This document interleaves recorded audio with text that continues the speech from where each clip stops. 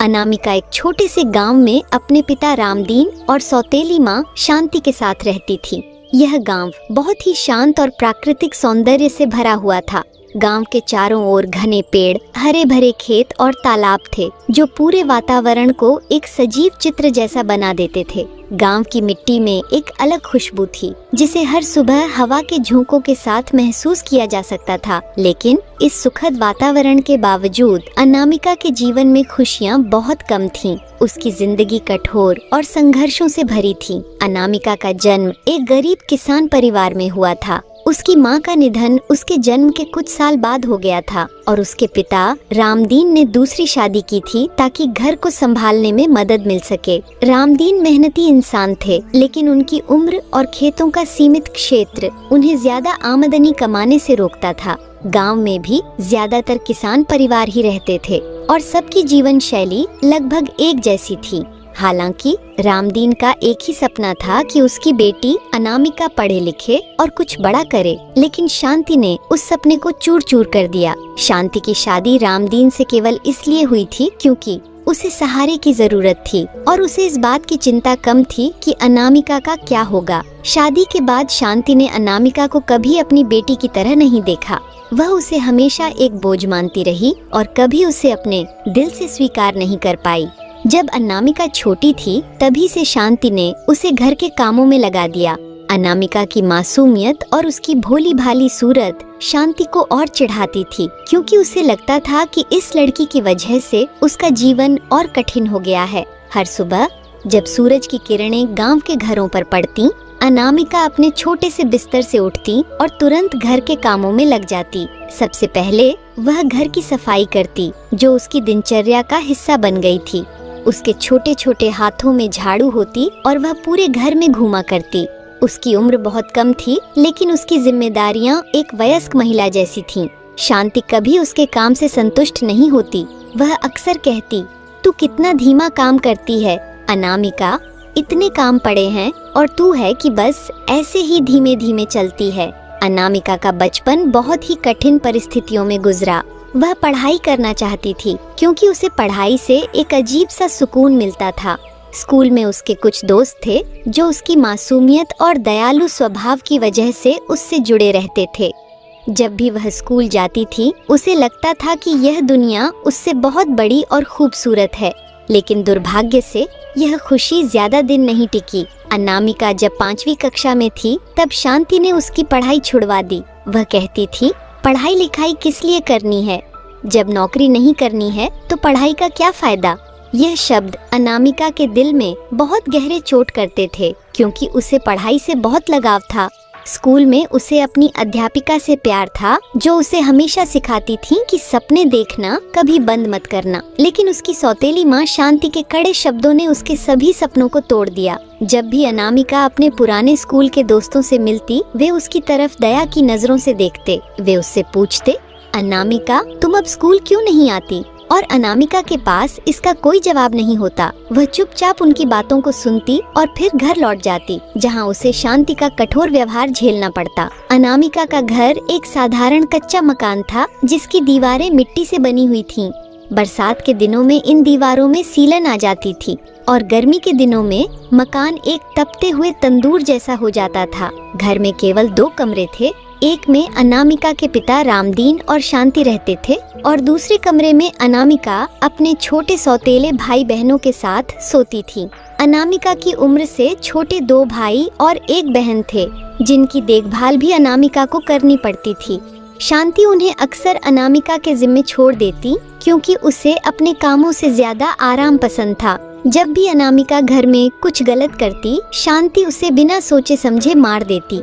एक बार जब अनामिका खाना बना रही थी, तब उसने गलती से रोटियां जला दी। यह देखकर शांति गुस्से में आग बबूला हो गई और उसने अनामिका को जोर से थप्पड़ मार दिया। अनामिका की आंखों से आंसू छलक पड़े, लेकिन वह कुछ नहीं बोली। वह चुपचाप सब सहती रही, क्योंकि उसे पता था कि अगर उसने कुछ कहा तो शांति का गुस्सा और भड़क जाएगा। अनामिका की दिनचर्या में कोई बदलाव नहीं था। वह हर सुबह उठती, घर के काम करती, बच्चों की देखभाल करती और दिन के अंत में थक कर सो जाती। कभी कभी रात में जब सारे घर वाले सो जाते, अनामिका खिड़की के पास बैठकर बाहर आसमान को देखा करती। चांदनी रातों में वह सितारों को देखती और सोचती, क्या मेरी जिंदगी भी इन सितारों की तरह चमक सकती है? क्या मुझे भी कभी आजादी मिलेगी? अनामिका जितनी भीतर से मासूम थी, उतनी ही बाहर से सुंदर थी। उसकी गोरी त्वचा और गहरी आंखें गांव में चर्चा का विषय बन गई थीं। हर कोई उसकी सुंदरता की तारीफ करता, लेकिन यह तारीफें अनामिका को कभी खुशी नहीं देती थीं। उसे लगता था कि उसकी सुंदरता उसके लिए एक अभिशाप है। शांति की नजरों में अनामिका की सुंदरता ही उसकी संपत्ति थी, जिसे वह किसी बड़े सौदे में बदलना चाहती थी। वह हमेशा अनामिका के बारे में सोचती रहती थी, अगर इसका सही इस्तेमाल करूं तो मुझे अच्छा खासा पैसा मिल सकता है। शांति ने गांव के अमीर लोगों से मिलना जुलना शुरू कर दिया। वह हमेशा कोशिश करती कि अनामिका की सुंदरता को सबके सामने लाया जाए, ताकि किसी अमीर घराने से रिश्ता आ सके। उसका इरादा साफ था, वह अनामिका को पैसों के बदले बेच देना चाहती थी, लेकिन वह यह बात कभी सीधे अनामिका से नहीं कहती। उसने कई बार अपने मन में योजनाएं बनाई। अगर किसी बड़े आदमी से इसका रिश्ता तय हो जाए तो मैं उसे बड़ी रकम के बदले दे सकती हूँ। अनामिका का जीवन अकेलेपन से भरा हुआ था। उसके पास कोई सच्चा दोस्त नहीं था जिससे वह अपने दिल की बातें कह सके। गांव में वह अक्सर अकेली नजर आती थी। जब बाकी लड़कियां अपने परिवार के साथ समय बिताती, अनामिका को अपने कामों में लगा दिया जाता। उसकी उम्र के बच्चे खेलते, हंसते और मौज मस्ती करते, लेकिन अनामिका के लिए ये चीजें केवल एक सपना थीं। वह चाहती थी कि वह भी कभी किसी के साथ खुलकर हंस सके, खेल सके और अपने दिल की बातें साझा कर सके, लेकिन शांति ने उसकी यह आजादी छीन ली थी। अनामिका के सपने उसके मन में कहीं गहरे दबे हुए थे। वह रात के समय छत पर जाकर तारों को देखती और सोचती कि उसका जीवन भी एक तारों से भरा हुआ आकाश हो सकता है, अगर उसे मौका मिले। लेकिन उसे हमेशा यही डर सताता रहता कि उसकी सौतेली माँ कभी उसे यह आजादी नहीं देगी। गांव में अनामिका की सुंदरता की चर्चा धीरे धीरे हर जगह फैलने लगी। लोग उसकी तारीफें करने लगे और यह चर्चा धीरेन्द्र ठाकुर तक भी पहुंची। धीरेन्द्र ठाकुर गांव के सबसे प्रभावशाली और धनी व्यक्ति थे। उनके पास बड़े बड़े खेत, हवेली और कई नौकर चाकर थे। गांव में उनकी बात को कोई टाल नहीं सकता था। वह बहुत ही चालाक और धूर्त व्यक्ति थे, जो अपने लाभ के लिए कुछ भी कर सकते थे। एक दिन धीरेन्द्र ठाकुर अपने बेटे विवेक ठाकुर के साथ अचानक अनामिका के घर आ पहुँचे।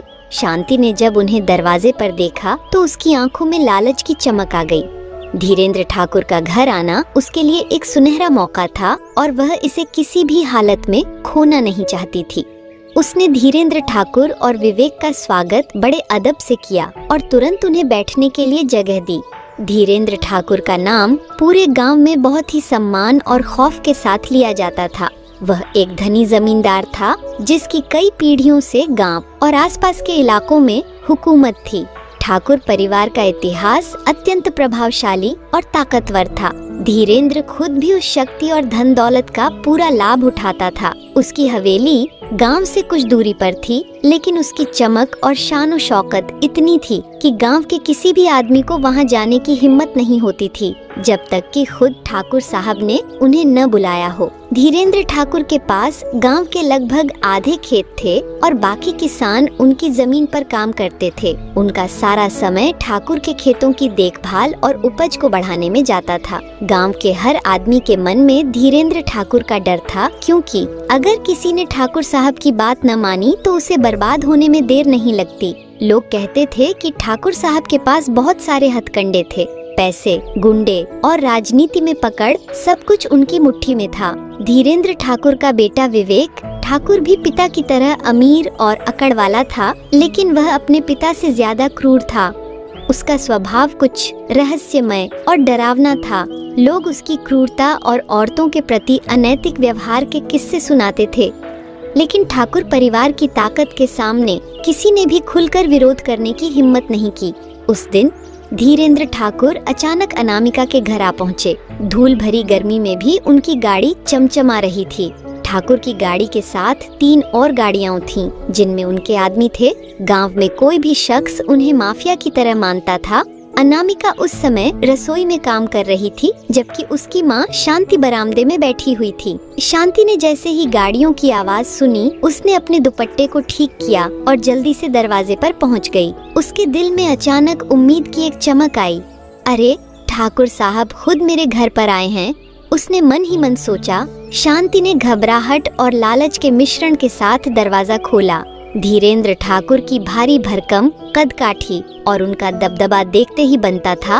उनका चेहरा गंभीर था और उनकी आंखों में एक अजीब सी चमक थी जो लोगों को सहमा देती थी। उनके बेटे विवेक भी उनके साथ थे। विवेक की निगाहें घर के अंदर तक पहुंच चुकी थीं, जैसे वह किसी खजाने की तलाश में हो। शांति ने तुरंत उन्हें अंदर आने का न्योता दिया। आइए ठाकुर साहब, ये घर तो आपके कदमों की राह देखता है। धीरेंद्र ने एक छोटी सी मुस्कान दी और घर के अंदर दाखिल हुए। शांति ने उन्हें बैठने के लिए खाट पर जगह दी और पानी लाने के लिए अनामिका को आवाज दी। अनामिका, जल्दी से ठंडा पानी लेकर आ। अनामिका ने सुनते ही झट से पानी लाने का काम किया, लेकिन उसे यह समझ नहीं आ रहा था कि इतने बड़े आदमी उनके घर क्यों आए हैं। उसका दिल तेजी से धड़क रहा था, लेकिन वह अपने आप को शांत रखने की कोशिश कर रही थी। रसोई से पानी लेकर वह जैसे ही ठाकुर साहब के सामने पहुंची, उसने बिना कोई नजर मिलाए धीरे से उनके सामने पानी का गिलास रख दिया। धीरेंद्र ठाकुर की आंखें अनामिका पर जा टिकीं। अनामिका की सुंदरता उनकी उम्मीदों से कहीं ज्यादा निकली।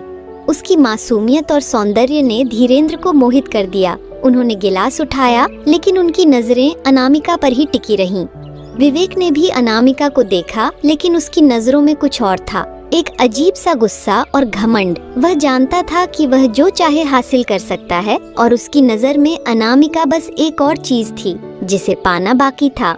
शांति, जो पहले से ही यह समझ चुकी थी कि धीरेंद्र ठाकुर यहाँ क्यों आए हैं, बहुत ही चालाकी से बातचीत शुरू करने लगी। उसने ठाकुर साहब से कहा, आपका हमारे घर आना हमारे लिए सौभाग्य की बात है ठाकुर साहब। आपके पैर इस घर में पड़े हैं, अब तो हमारी किस्मत बदलनी तय है।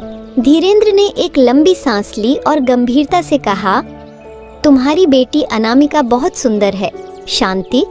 मैं चाहता हूँ कि उसका रिश्ता मेरे बेटे विवेक के साथ हो। ये सुनकर शांति की आंखें खुशी से चमक उठीं, लेकिन उसने अपनी भावनाओं को छिपाते हुए गंभीरता से जवाब दिया, ठाकुर साहब, यह तो हमारी खुशकिस्मती होगी। लेकिन उसने अपनी बात अधूरी छोड़ दी ताकि धीरेंद्र को लगे कि वह सोच समझकर फैसला ले रही है। धीरेंद्र ने उसकी चालाकी को समझते हुए मुस्कुराया और कहा, देखो शांति, अगर तुम्हारी बेटी का रिश्ता मेरे घर में हो जाता है तो तुम हमेशा के लिए सुखी हो जाओगी। मैं तुम्हें 2 लाख रुपए दूंगा, इससे तुम्हारी सारी परेशानियां खत्म हो जाएंगी। शांति का दिल जैसे जोर से धड़क उठा। 2 लाख रुपए उसके लिए किसी सपने से कम नहीं थे। उसकी आंखों में लालच साफ झलक रहा था, लेकिन उसने खुद को संयम में रखते हुए कहा, ठाकुर साहब, आपकी बात सही है, लेकिन मेरी बेटी, वह बहुत ही समझदार और मासूम है। उसे तो ये सब बातें समझ में भी नहीं आएंगी। धीरेंद्र ठाकुर ने उसकी बात को बीच में काटते हुए कहा, तुम्हें उसकी चिंता करने की जरूरत नहीं है। हम उसे अपने घर में रानी की तरह रखेंगे। उसे किसी चीज की कमी नहीं होगी, बस तुम हामी भर दो। विवेक ने अब तक कुछ नहीं कहा था, लेकिन उसकी आंखों में एक अजीब सी जलन थी।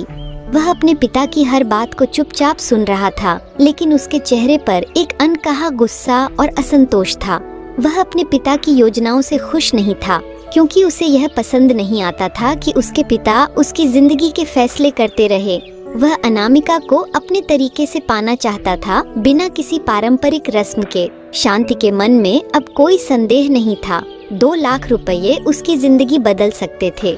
वह इतनी लालची थी कि उसने कभी यह नहीं सोचा कि अनामिका की जिंदगी किस दिशा में जाएगी। उसके दिमाग में बस यही चल रहा था कि इतने पैसों से वह अपने लिए एक बड़ा घर बनवा सकेगी और समाज में अपनी इज्जत बढ़ा सकेगी।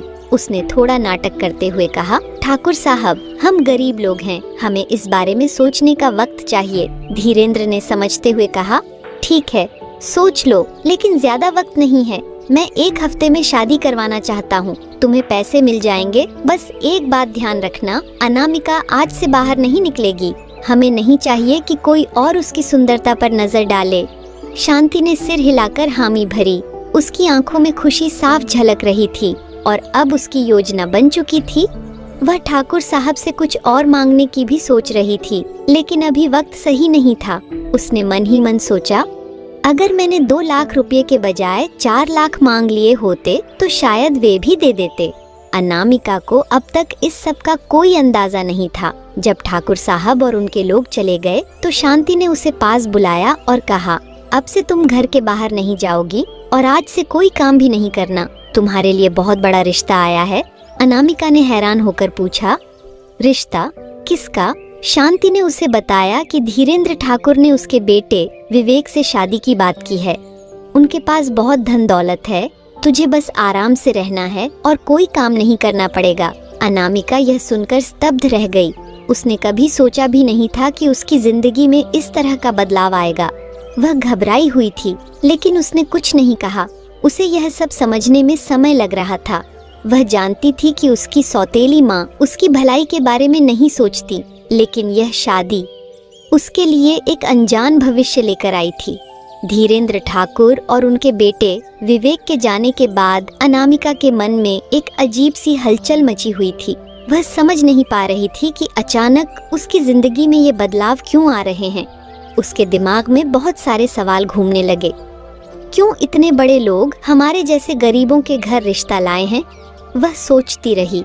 अनामिका की सौतेली माँ शांति ने उसे इन सवालों का कोई जवाब नहीं दिया। उसने तो बस अपने तरीके से अनामिका को यह बताया कि अब उसे घर के बाहर जाने की इजाजत नहीं है। यह सुनकर अनामिका और भी ज्यादा घबरा गई।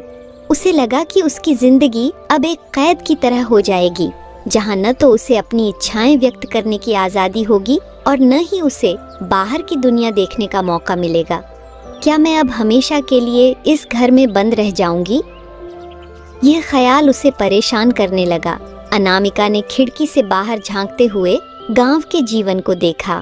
वहां बच्चे खेल रहे थे, महिलाएं अपने घरों के बाहर झाड़ू लगा रही थीं और कुछ पुरुष खेतों में काम करने जा रहे थे। गांव की यह हलचल उसे पहले कभी इतनी महत्वपूर्ण नहीं लगी थी, लेकिन अब वह महसूस कर रही थी कि उसकी आजादी धीरे धीरे खत्म हो रही है।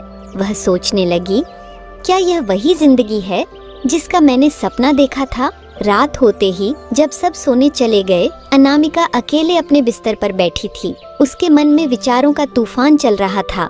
उसे अपने बचपन की यादें ताजा होने लगीं। वह दिन जब वह बिना किसी चिंता के बाहर खेला करती थी, अपने दोस्तों के साथ स्कूल जाया करती थी और उसके पिता रामदीन उसे हमेशा खुश रखने की कोशिश करते थे। लेकिन अब सब कुछ बदल चुका था। शांति इस समय अपने मन में अपनी योजनाओं को और पुख्ता कर रही थी। उसे यह एहसास हो चुका था कि अब उसकी जिंदगी बदलने वाली है। वह पैसों के बारे में सोच रही थी। 2 लाख रुपए जो उसके लिए किसी खजाने से कम नहीं थे। वह मन ही मन हंस रही थी। अब मुझे किसी की चिंता करने की जरूरत नहीं। अनामिका की शादी होते ही मैं इस गांव की सबसे अमीर औरत बन जाऊंगी। शांति ने खुद को एक नई जिंदगी के सपने में डूबा लिया था। उसने सोचा कि वह उन पैसों से अपने घर को ठीक करवा लेगी, अपने लिए नई नई साड़ियाँ खरीदेगी और गांव के लोगों के बीच अपनी ढाक जमाएगी। उसने एक पल के लिए भी यह नहीं सोचा कि अनामिका इस शादी से खुश होगी या नहीं, या उसका भविष्य क्या होगा। शांति के लिए सिर्फ पैसे ही मायने रखते थे। दूसरी ओर अनामिका इन सब बातों से अनजान थी। उसे कुछ समझ नहीं आ रहा था कि उसकी सौतेली माँ अचानक इतनी खुश क्यों दिख रही है। शांति का व्यवहार उसके प्रति थोड़ा बदल गया था। वह अब अनामिका पर कम चिल्लाती थी, लेकिन उसकी इस अच्छाई के पीछे का कारण क्या है, यह अनामिका समझ नहीं पाई। उधर ठाकुर की हवेली में विवेक अपने कमरे में बैठा हुआ था। उसकी आंखों में एक अजीब सी चमक थी। वह अनामिका के बारे में सोच रहा था। विवेक का व्यक्तित्व उसके पिता धीरेन्द्र ठाकुर से बिल्कुल अलग था। जहाँ धीरेन्द्र चालाक और रणनीतिकार थे, वहीं विवेक बेहद क्रूर और हिंसक स्वभाव का था। वह किसी भी चीज को पाने के लिए किसी भी हद तक जा सकता था। उसने अनामिका की मासूमियत और सुंदरता को देखा था, लेकिन उसके मन में अनामिका के प्रति कोई सच्ची भावना नहीं थी। वह उसे बस एक वस्तु के रूप में देखता था, एक औरत जिसे वह हासिल करना चाहता था। पिता ने मुझे बिना मेरी मर्जी के शादी में बांधने की कोशिश की। उसने गुस्से से सोचा, विवेक को यह पसंद नहीं आया था कि उसके पिता उसकी जिंदगी के फैसले कर रहे थे। विवेक के मन में एक अलग योजना थी। उसने अपने दोस्तों से कई बार बात की थी कि अगर उसे कोई औरत पसंद आ जाए तो वह उसे बिना शादी किए भी पा सकता है, लेकिन इस बार मामला अलग था। अनामिका मेरे लिए एक चुनौती है और मुझे उसे अपने तरीके से जीतना है, विवेक ने अपने मन में तय किया। ठाकुर साहब ने अनामिका और विवेक की शादी की तैयारियां शुरू कर दी थीं। हवेली में हलचल मची हुई थी। नौकर चाकर दिन रात तैयारियों में लगे थे। धीरेन्द्र ठाकुर ने यह सुनिश्चित किया था कि यह शादी पूरे गांव में एक मिसाल बने। उन्होंने अपने बड़े बड़े दोस्तों को भी निमंत्रण भेजा ताकि यह दिखाया जा सके कि ठाकुर परिवार कितनी शान और शौकत से अपनी बहू को घर ला रहा है। शादी के लिए गांव के बाहर एक बड़ा पंडाल लगाया जा रहा था। वहां कई तरह के पकवानों की तैयारी की जा रही थी। गांव के लोगों के लिए यह शादी एक बड़े आयोजन की तरह थी। हर कोई इस शादी को लेकर उत्साहित था, लेकिन अनामिका के मन में एक डर बैठा हुआ था। उसे समझ नहीं आ रहा था कि यह सब उसके लिए क्यों हो रहा है। एक शाम जब अनामिका अपने कमरे में बैठी थी, उसके पिता रामदीन उसके पास आए। रामदीन ने अनामिका को देखा और उसके चेहरे पर चिंता के भाव साफ नजर आए। वह जानते थे कि अनामिका इस शादी से खुश नहीं है, लेकिन वह कुछ भी करने में असमर्थ थे। उनके पास न तो इतनी शक्ति थी, न ही साधन कि वह ठाकुर परिवार के खिलाफ खड़े हो सकें। रामदीन ने अनामिका के सिर पर हाथ फेरते हुए कहा, बेटी, मैं जानता हूँ कि यह सब अचानक हो रहा है और तुझे यह सब अजीब लग रहा होगा, लेकिन याद रखना, मैं हमेशा तेरे साथ हूँ। अगर तुझे कोई तकलीफ हो तो मुझे जरूर बताना। अनामिका ने अपने पिता की आंखों में देखा। वह कुछ कहना चाहती थी, लेकिन शब्द उसके होंठों तक नहीं आ पाए। उसकी आंखों से आंसू छलक पड़े। रामदीन ने उसे गले से लगा लिया। वह जानते थे कि उनकी बेटी कितनी मासूम और समझदार है, लेकिन इस दुनिया की कठोर सच्चाइयों से वह अब तक अनजान थी। रामदीन के मन में भी कई सवाल थे। इतने बड़े लोग अचानक हमारी बेटी से शादी क्यों करना चाहते हैं? उन्होंने सोचा, लेकिन वह शांति से इस बारे में कुछ पूछने की हिम्मत नहीं जुटा पाए। शांति का स्वभाव उन्हें हमेशा डराता था। वह जानते थे कि अगर उन्होंने कोई सवाल उठाया तो शांति उनका अपमान कर देगी। रात में जब अनामिका अपने बिस्तर पर सोने की कोशिश कर रही थी, तो उसे बार बार वही सवाल परेशान कर रहे थे। उसने अपनी आंखें बंद की, लेकिन उसके मन में डर और अनिश्चितता का साया मंडराता रहा। उसे नहीं पता था कि उसके साथ क्या होने वाला है। उसे एक सपना आया। उसने खुद को एक बड़े पंडाल में खड़ा पाया, जहां चारों तरफ लोग हंस रहे थे, ढोल नगाड़े बज रहे थे और रंग बिरंगे कपड़ों में लोग नाच रहे थे। लेकिन अनामिका के पैर बंधे हुए थे। वह कहीं भी जाने की कोशिश करती तो उसे महसूस होता कि कोई अदृश्य ताकत उसे रोक रही है। वह चिल्लाती रही, मुझे छोड़ दो, मुझे जाने दो, लेकिन उसकी आवाज किसी तक नहीं पहुंची। सपने में ही उसने विवेक ठाकुर को अपनी ओर बढ़ते देखा। उसकी आंखों में क्रूरता थी और वह अनामिका की तरफ ऐसे आ रहा था जैसे कोई शिकारी अपने शिकार की ओर बढ़ता है। अनामिका ने भागने की कोशिश की, लेकिन उसके पैरों की जंजीरें उसे रोक रही थीं। वह विवेक से दूर भागने की कोशिश करती रही, लेकिन विवेक ने उसे पकड़ लिया और जोर से खींचकर अपने पास लाया। अचानक उसकी नींद टूट गई। वह हाँफते हुए उठी और चारों तरफ देखा। उसका कमरा अंधेरे में डूबा हुआ था। उसका दिल तेजी से धड़क रहा था और उसकी सांसें उखड़ रही थीं। उसने महसूस किया कि वह पसीने में तरबतर हो गई थी। यह सपना उसकी अनिश्चितता और डर का प्रतीक था। वह समझ गई थी कि यह शादी उसकी जिंदगी को पूरी तरह से बदल देगी और वह इसके लिए तैयार नहीं थी। धीरेन्द्र ठाकुर और उनके बेटे विवेक के चले जाने के बाद शांति ने अपनी योजनाओं पर तेजी से काम करना शुरू कर दिया। वह इस मौके को हाथ से जाने नहीं देना चाहती थी। उसे यकीन हो चुका था कि अब उसकी जिंदगी बदलने वाली है। 2 लाख रुपए, सोने के गहने और गांव की सबसे अमीर बहू। उसने मन ही मन सोचा। यह सब उसकी सोच से परे था और वह इस मौके का पूरा फायदा उठाने के लिए तैयार थी। शांति ने अपने पति रामदीन को कुछ ज्यादा जानकारी नहीं दी, क्योंकि उसे पता था कि रामदीन उसके फैसलों का विरोध कर सकते हैं। उसने सिर्फ यह कहा कि शादी की तैयारियां शुरू करनी है। अनामिका को अब शादी की तैयारियों में जुटना होगा। शांति ने अनामिका को आवाज लगाई। अनामिका, जो अभी भी अपने कमरे में अकेली बैठी थी, अपनी माँ की आवाज सुनकर आई। उसे यह सुनकर हैरानी हुई कि शादी की तैयारियां इतनी जल्दी शुरू हो रही हैं। उसने पूछा, माँ, इतनी जल्दी क्यों? शांति ने उसे झिड़कते हुए कहा, तुम्हें कोई सवाल करने की जरूरत नहीं है। जो हम कह रहे हैं वही करना होगा। शादी अगले हफ्ते है और हमें बहुत सारी तैयारियां करनी हैं। शांति की आवाज में कठोरता थी, लेकिन उसके चेहरे पर खुशी की झलक थी। अनामिका के लिए यह समय बहुत कठिन था। वह समझ नहीं पा रही थी कि क्या हो रहा है। उसकी जिंदगी में अचानक आने वाले इस बदलाव ने उसे पूरी तरह से उलझा दिया था। उसे विवेक ठाकुर के बारे में कुछ भी नहीं पता था और सबसे बड़ी बात यह थी कि वह इस शादी के लिए मानसिक रूप से तैयार नहीं थी। हर बार जब वह शादी के बारे में सोचती, उसके मन में एक अजीब सी बेचैनी हो जाती।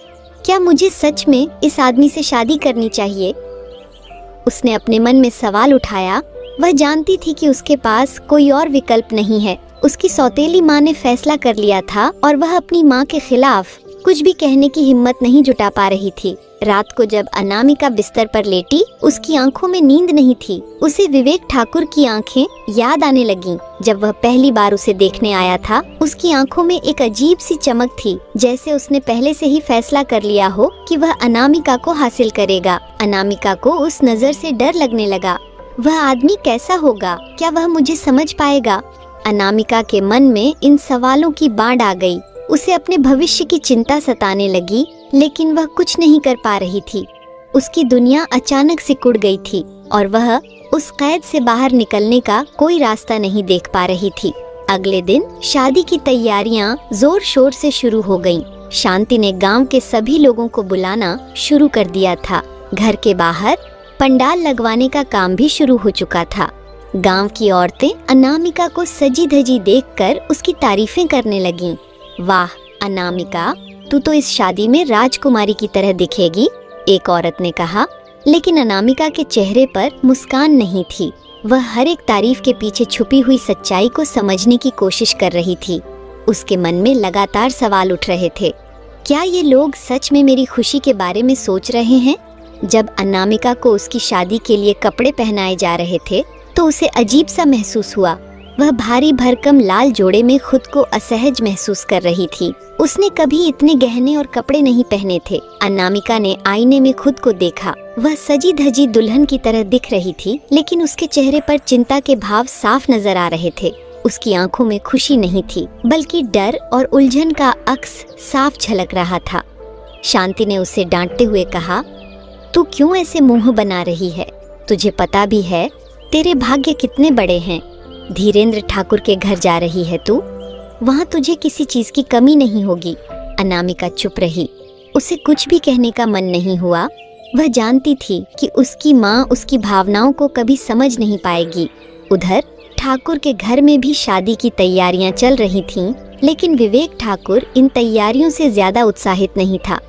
वह शादी के पूरे आयोजन को केवल एक औपचारिकता मान रहा था। विवेक के मन में शादी को लेकर कोई विशेष उत्साह नहीं था। वह शादी को एक बंधन मानता था जो उसकी आजादी को छीन सकता था। उसे यह बात बर्दाश्त नहीं थी कि वह एक औरत के साथ अपने जीवन को बांधने जा रहा है, जबकि वह खुद को किसी बंधन में बंधने के लिए तैयार नहीं समझता था। विवेक ने अपने दोस्तों से कहा, यह शादी तो बस एक दिखावा है। मेरे लिए ये सब कुछ मायने नहीं रखता। मुझे बस अनामिका चाहिए और उसे हासिल करने का यही तरीका है। विवेक के मन में अनामिका के प्रति कोई सच्चा प्यार नहीं था। वह उसे केवल एक औरत के रूप में देखता था, जिसे वह अपने तरीके से पाना चाहता था। शादी उसके लिए सिर्फ एक औपचारिकता थी जो समाज और परिवार के दबाव में करनी पड़ रही थी।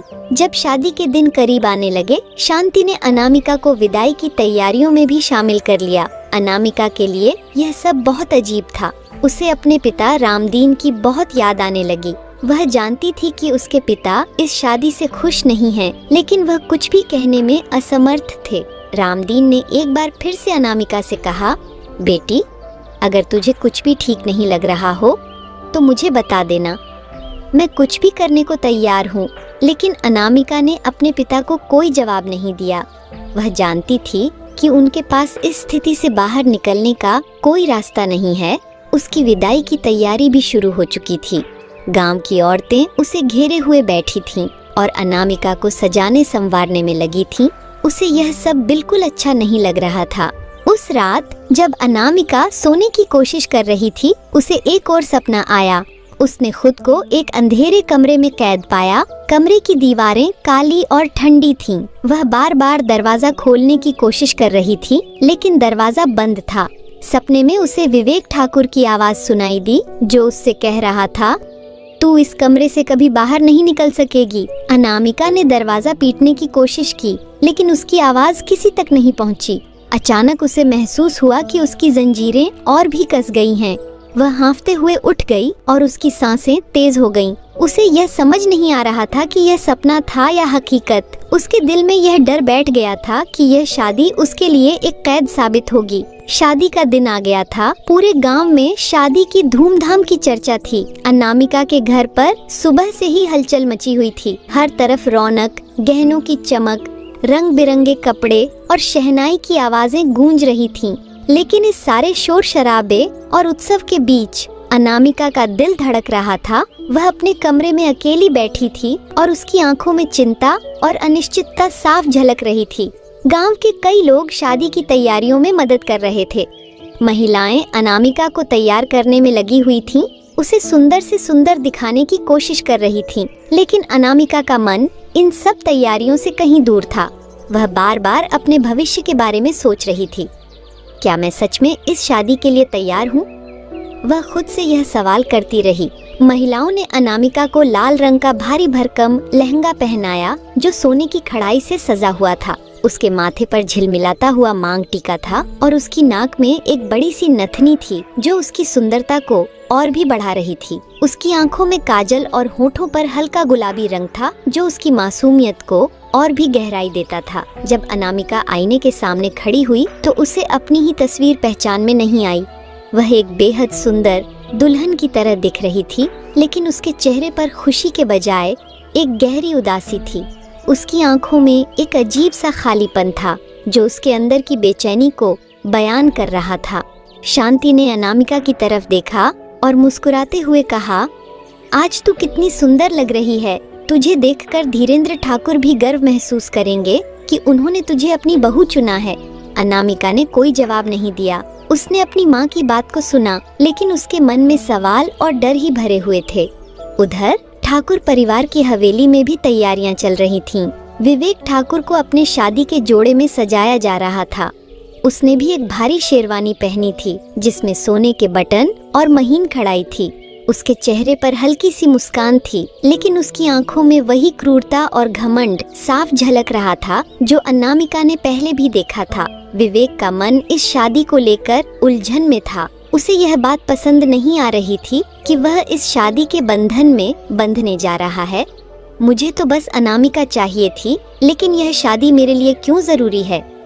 उसने खुद से सवाल किया। विवेक का असली मकसद अनामिका को पाना था, लेकिन शादी के नाम पर वह खुद को बंधा हुआ महसूस कर रहा था। उसने अपने पिता से पहले ही कहा था कि उसे शादी की जरूरत नहीं है, लेकिन धीरेंद्र ठाकुर ने यह फैसला विवेक के विरोध के बावजूद लिया। धीरेंद्र को इस शादी के जरिए गांव और अपने दोस्तों के सामने अपनी शान और ढाक जमानी थी। शादी की रस्में शुरू हो चुकी थीं। गांव के बाहर बने बड़े पंडाल में हर तरफ रोशनी की चमक थी। चारों ओर से फूलों की सजावट हो रही थी और संगीत की धुनें हवा में गूंज रही थीं। यह शादी गांव के इतिहास की सबसे बड़ी और भव्य शादी बन चुकी थी। ठाकुर परिवार ने इस आयोजन को इतना भव्य बनाया था कि हर कोई मंत्रमुग्ध हो रहा था। विवेक ठाकुर बारात के साथ पहुंच चुका था। बारातियों में बड़ी बड़ी गाड़ियां थीं, जो उनके शान शौकत को दर्शा रही थीं।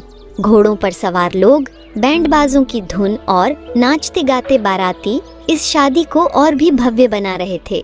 विवेक को घोड़ी से उतारा गया और अनामिका के घर वालों ने उसकी आरती उतारी। पंडाल में अनामिका को भी मंडप में लाया जा रहा था। उसे कुछ महिलाओं ने पकड़ रखा था, ताकि उसकी भारी साड़ी और गहनों के बोझ से वह लड़खड़ाए नहीं। अनामिका मंडप में पहुंची और उसकी नजरें विवेक ठाकुर पर पड़ीं। उसकी आंखों में विवेक के लिए कोई स्नेह नहीं था। वह उसे एक अजनबी की तरह देख रही थी, जैसे वह किसी अनजान दुनिया में खड़ी हो। शादी की रस्में धीरे धीरे आगे बढ़ रही थीं, लेकिन अनामिका के मन में लगातार सवाल उठ रहे थे। वह विवेक की ओर देख रही थी, लेकिन उसके मन में कोई भावनात्मक जुड़ाव नहीं हो रहा था। क्या यह आदमी सच में मेरे साथ जिंदगी बिताने वाला है? उसने खुद से सवाल किया। उसने अपने पिता रामदीन की ओर देखा, जो अपनी आंखों में आंसू लिए खड़े थे। रामदीन अपनी बेटी की विदाई को लेकर बहुत भावुक थे। उन्हें इस बात का दुख था कि वे अपनी बेटी के लिए कुछ भी नहीं कर सके, लेकिन उन्होंने खुद को शांत किया और सोचा, शायद यह अनामिका के लिए अच्छा होगा। धीरेन्द्र ठाकुर का परिवार अमीर है, अनामिका को किसी चीज की कमी नहीं होगी। लेकिन अनामिका के मन में इस शादी को लेकर डर और अनिश्चितता का बादल छाया हुआ था। वह जानती थी कि उसकी सौतेली माँ शांति ने यह रिश्ता लालच में किया है, लेकिन उसने अब तक यह नहीं समझा था कि उसका जीवन इस शादी के बाद कितना बदलने वाला है। फेरों के समय जब पंडित जी मंत्र पढ़ रहे थे और अनामिका और विवेक ठाकुर अग्नि के चारों ओर घूम रहे थे, अनामिका का मन और भी ज्यादा उलझ गया। वह हर कदम के साथ खुद को और ज्यादा कमजोर महसूस कर रही थी। हर फेरा उसके लिए एक बंधन की तरह लग रहा था, जो उसे एक अंधेरे और अनिश्चित भविष्य की ओर खींच रहा था। उसने विवेक की ओर देखा, जो बिल्कुल शांत और निर्भाव था। उसकी आंखों में न कोई प्यार था, न कोई जुड़ाव। विवेक के लिए यह रस्में बस एक औपचारिकता थी, जो उसे पूरी करनी थी। मैं इस आदमी के साथ कैसे रहूंगी? अनामिका ने खुद से यह सवाल बार बार पूछा। फेरों के बाद जब पंडित जी ने विवेक से अनामिका की मांग में सिंदूर भरने को कहा, तो अनामिका को एक अजीब सी घबराहट हुई। उसे ऐसा लगा जैसे यह सिंदूर उसकी आजादी को पूरी तरह से खत्म कर देगा, लेकिन उसने खुद को संभाला और अपनी आंखें बंद कर लीं। फेरों और बाकी रस्मों के बाद विदाई का समय आ गया था। यह अनामिका के लिए सबसे कठिन क्षण था। उसकी आंखों में आंसू थे और वह अपने पिता रामदीन से दूर होने का ख्याल भी बर्दाश्त नहीं कर पा रही थी। जब विदाई की रस्म शुरू हुई, अनामिका अपने पिता के गले लगकर रो पड़ी। रामदीन भी अपनी भावनाओं को छिपा नहीं पाए और उनकी आंखों से आंसू बहने लगे। वह जानते थे कि उनकी बेटी अब एक नई जिंदगी शुरू करने जा रही है, लेकिन उन्हें यह डर भी था कि क्या वह खुश रह पाएगी। शांति ने अनामिका से कहा, अब तू ठाकुर परिवार की बहू है, वहाँ तुझे किसी चीज की कमी नहीं होगी। अपनी माँ को मत भूलना और वहाँ जाकर खुश रहना। अनामिका ने सिर झुका लिया और बिना कुछ कहे अपनी माँ की बात मान ली। विदाई के बाद जब अनामिका को विदा किया गया, उसका दिल बहुत भारी हो चुका था। वह अपने पिता रामदीन से दूर हो रही थी और उसकी आंखों से लगातार आंसू बह रहे थे। सजी धजी दुल्हन के रूप में वह गाड़ी में बैठी हुई थी, लेकिन उसके मन में खुशी की कोई भावना नहीं थी। गाड़ी धीरे धीरे ठाकुर की हवेली की ओर बढ़ रही थी। यह वही हवेली थी जिसके बारे में अनामिका ने सिर्फ सुना था, लेकिन कभी देखा नहीं था। गांव में यह हवेली रहस्यमयी और भव्य मानी जाती थी, लेकिन अनामिका के मन में इसके बारे में कोई अच्छी धारणा नहीं थी। उसने लोगों से सुना था कि वहाँ पर कई अजीब और डरावनी घटनाएं होती हैं, लेकिन वह यह सोचकर हमेशा उन बातों को नजरअंदाज करती रही थी कि शायद यह सब कहानियां मात्र हैं। गाड़ी में विवेक ठाकुर भी अनामिका के साथ बैठा था, लेकिन दोनों के बीच कोई बातचीत नहीं हो रही थी। विवेक चुपचाप बैठा हुआ था, जैसे उसे इस शादी से कोई मतलब ही नहीं था। उसकी नजरें गाड़ी की खिड़की से बाहर देख रही थीं और उसके चेहरे पर एक अजीब सा ठंडापन था। वह अनामिका की तरफ देख भी नहीं रहा था, जैसे वह उसकी मौजूदगी को पूरी तरह से नजरअंदाज कर रहा हो। अनामिका ने विवेक की ओर एक बार नजर उठाई, लेकिन उसकी आंखों में कोई स्नेह या अपनापन नहीं दिखा। क्या यह आदमी मेरी जिंदगी का हिस्सा बनने लायक है? अनामिका ने मन ही मन सोचा। गाड़ी ठाकुर की हवेली के बड़े गेट के सामने रुकी। अनामिका ने हवेली को देखा तो उसकी आंखें एक पल के लिए चौंधिया गईं। यह हवेली किसी महल से कम नहीं थी। बड़े बड़े दरवाजे, ऊंची ऊंची दीवारें और चारों ओर फैला हुआ बागान। हवेली के बाहर कई नौकर चाकर खड़े थे जो नई दुल्हन के स्वागत के लिए तैयार थे। हवेली के अंदर का दृश्य और भी शानदार था। सोने और चांदी की सजावट, मखमली कालीन और चारों ओर की दीवारों पर लगे महंगे चित्रों ने इस जगह को और भी शाही बना दिया था। अनामिका इस भव्यता को देखकर थोड़ी घबराई हुई थी। वह ऐसी दुनिया में कभी नहीं रही थी जहां इतनी दौलत और शानो शौकत हो। उसके कदम भारी हो गए थे और वह सोच रही थी कि क्या वह इस जगह में खुद को ढाल पाएगी। उसे दरवाजे पर खड़ा देखकर नौकर चाकर तुरंत उसके स्वागत में लग गए। आइए बहू जी, आपका स्वागत है। उनकी आवाजों में आदर था, लेकिन अनामिका को यह आदर कुछ अजीब और बनावटी सा लगा। हवेली के मुख्य द्वार पर अनामिका के गृह प्रवेश की रस्में शुरू हो गईं। धीरेन्द्र ठाकुर पहले से ही वहां मौजूद थे। उन्होंने अनामिका को देखकर एक हल्की मुस्कान दी, लेकिन उनकी आंखों में वही पुरानी रहस्यमयी चमक थी। वह अनामिका के आने से बहुत खुश थे, लेकिन यह खुशी किसी पिता के समान नहीं थी। धीरेन्द्र की आंखों में एक अजीब सी आसक्ति थी, जिसे अनामिका ने पहले भी महसूस किया था, लेकिन वह इसे समझने में असमर्थ थी। शांति, अनामिका की सौतेली माँ भी वहाँ मौजूद थी। उसने अनामिका को देखकर एक गर्वीली नजर डाली। उसे यह देखकर बहुत खुशी हो रही थी कि उसकी बेटी अब ठाकुर परिवार की बहू बन चुकी है। अब मेरी बेटी इस हवेली की मालकिन है और मैं इसे अपने लिए भी एक बड़ी जीत मानती हूँ। शांति ने सोचा। गृह प्रवेश की रस्में पूरी होने के बाद अनामिका को ठाकुर परिवार के बाकी सदस्यों से मिलवाया गया। हवेली के कई हिस्से ऐसे थे जिन्हें उसने कभी नहीं देखा था। उसे अब इस जगह को अपना घर मानना था, लेकिन इस नए माहौल में वह असहज महसूस कर रही थी। विवेक ठाकुर का व्यवहार अभी भी अजीब था।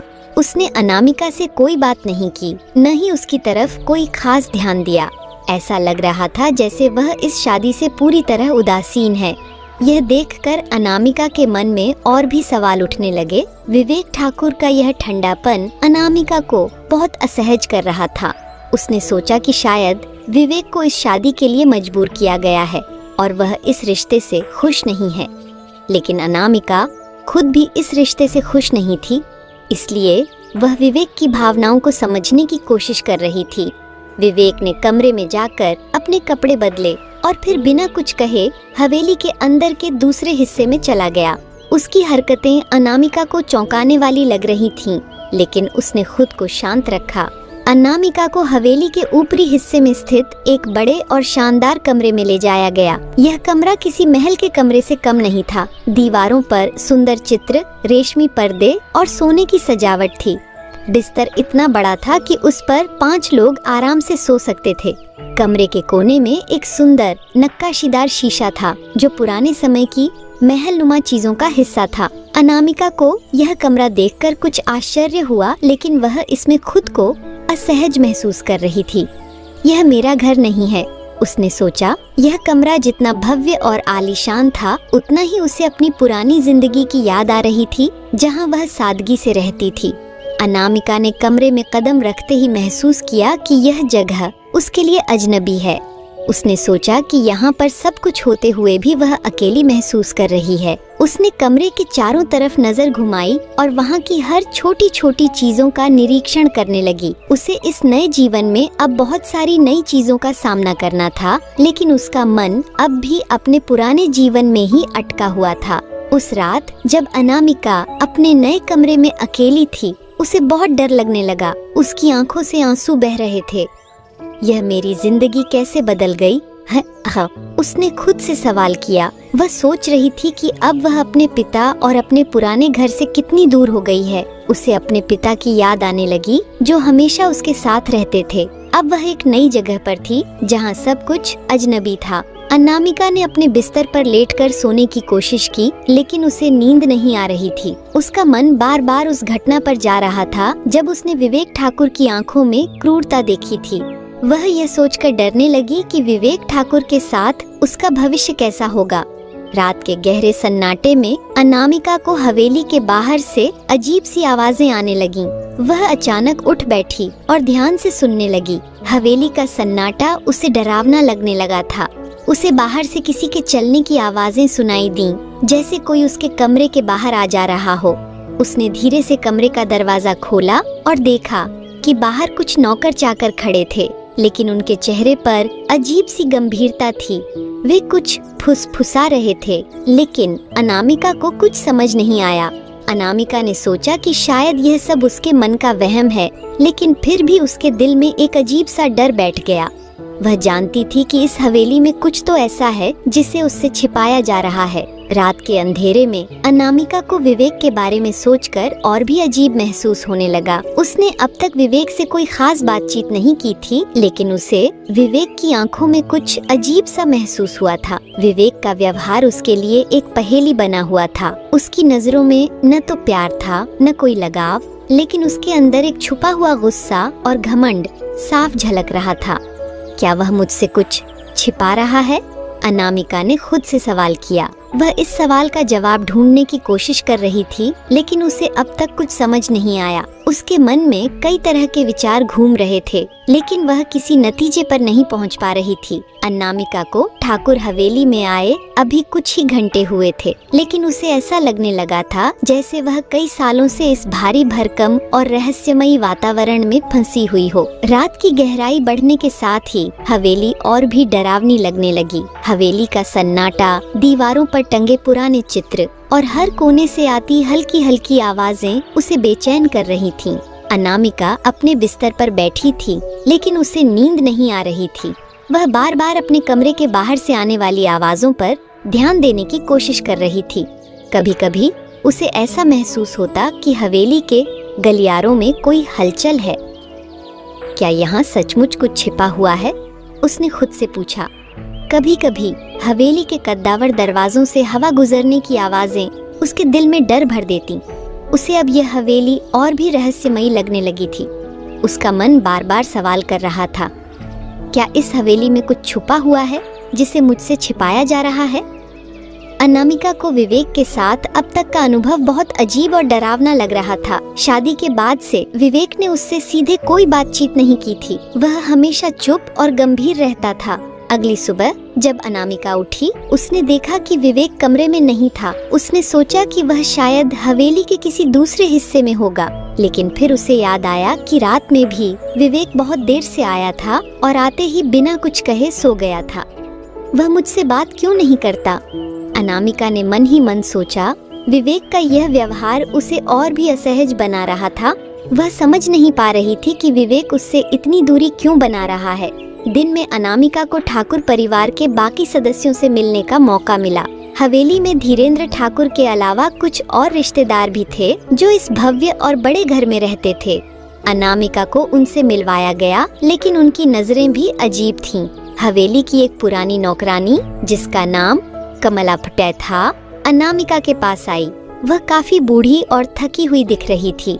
उसकी आंखों में एक अजीब सी चमक थी जो अनामिका को थोड़ी डरावनी लगी। कमला ने धीरे धीरे अनामिका के कान में कहा, बहू रानी, इस हवेली में बहुत सारे राज छिपे हैं। यहाँ सब कुछ वैसा नहीं है जैसा दिखता है। अनामिका ने चौंकते हुए पूछा, क्या मतलब? कैसी बातें कर रही हो?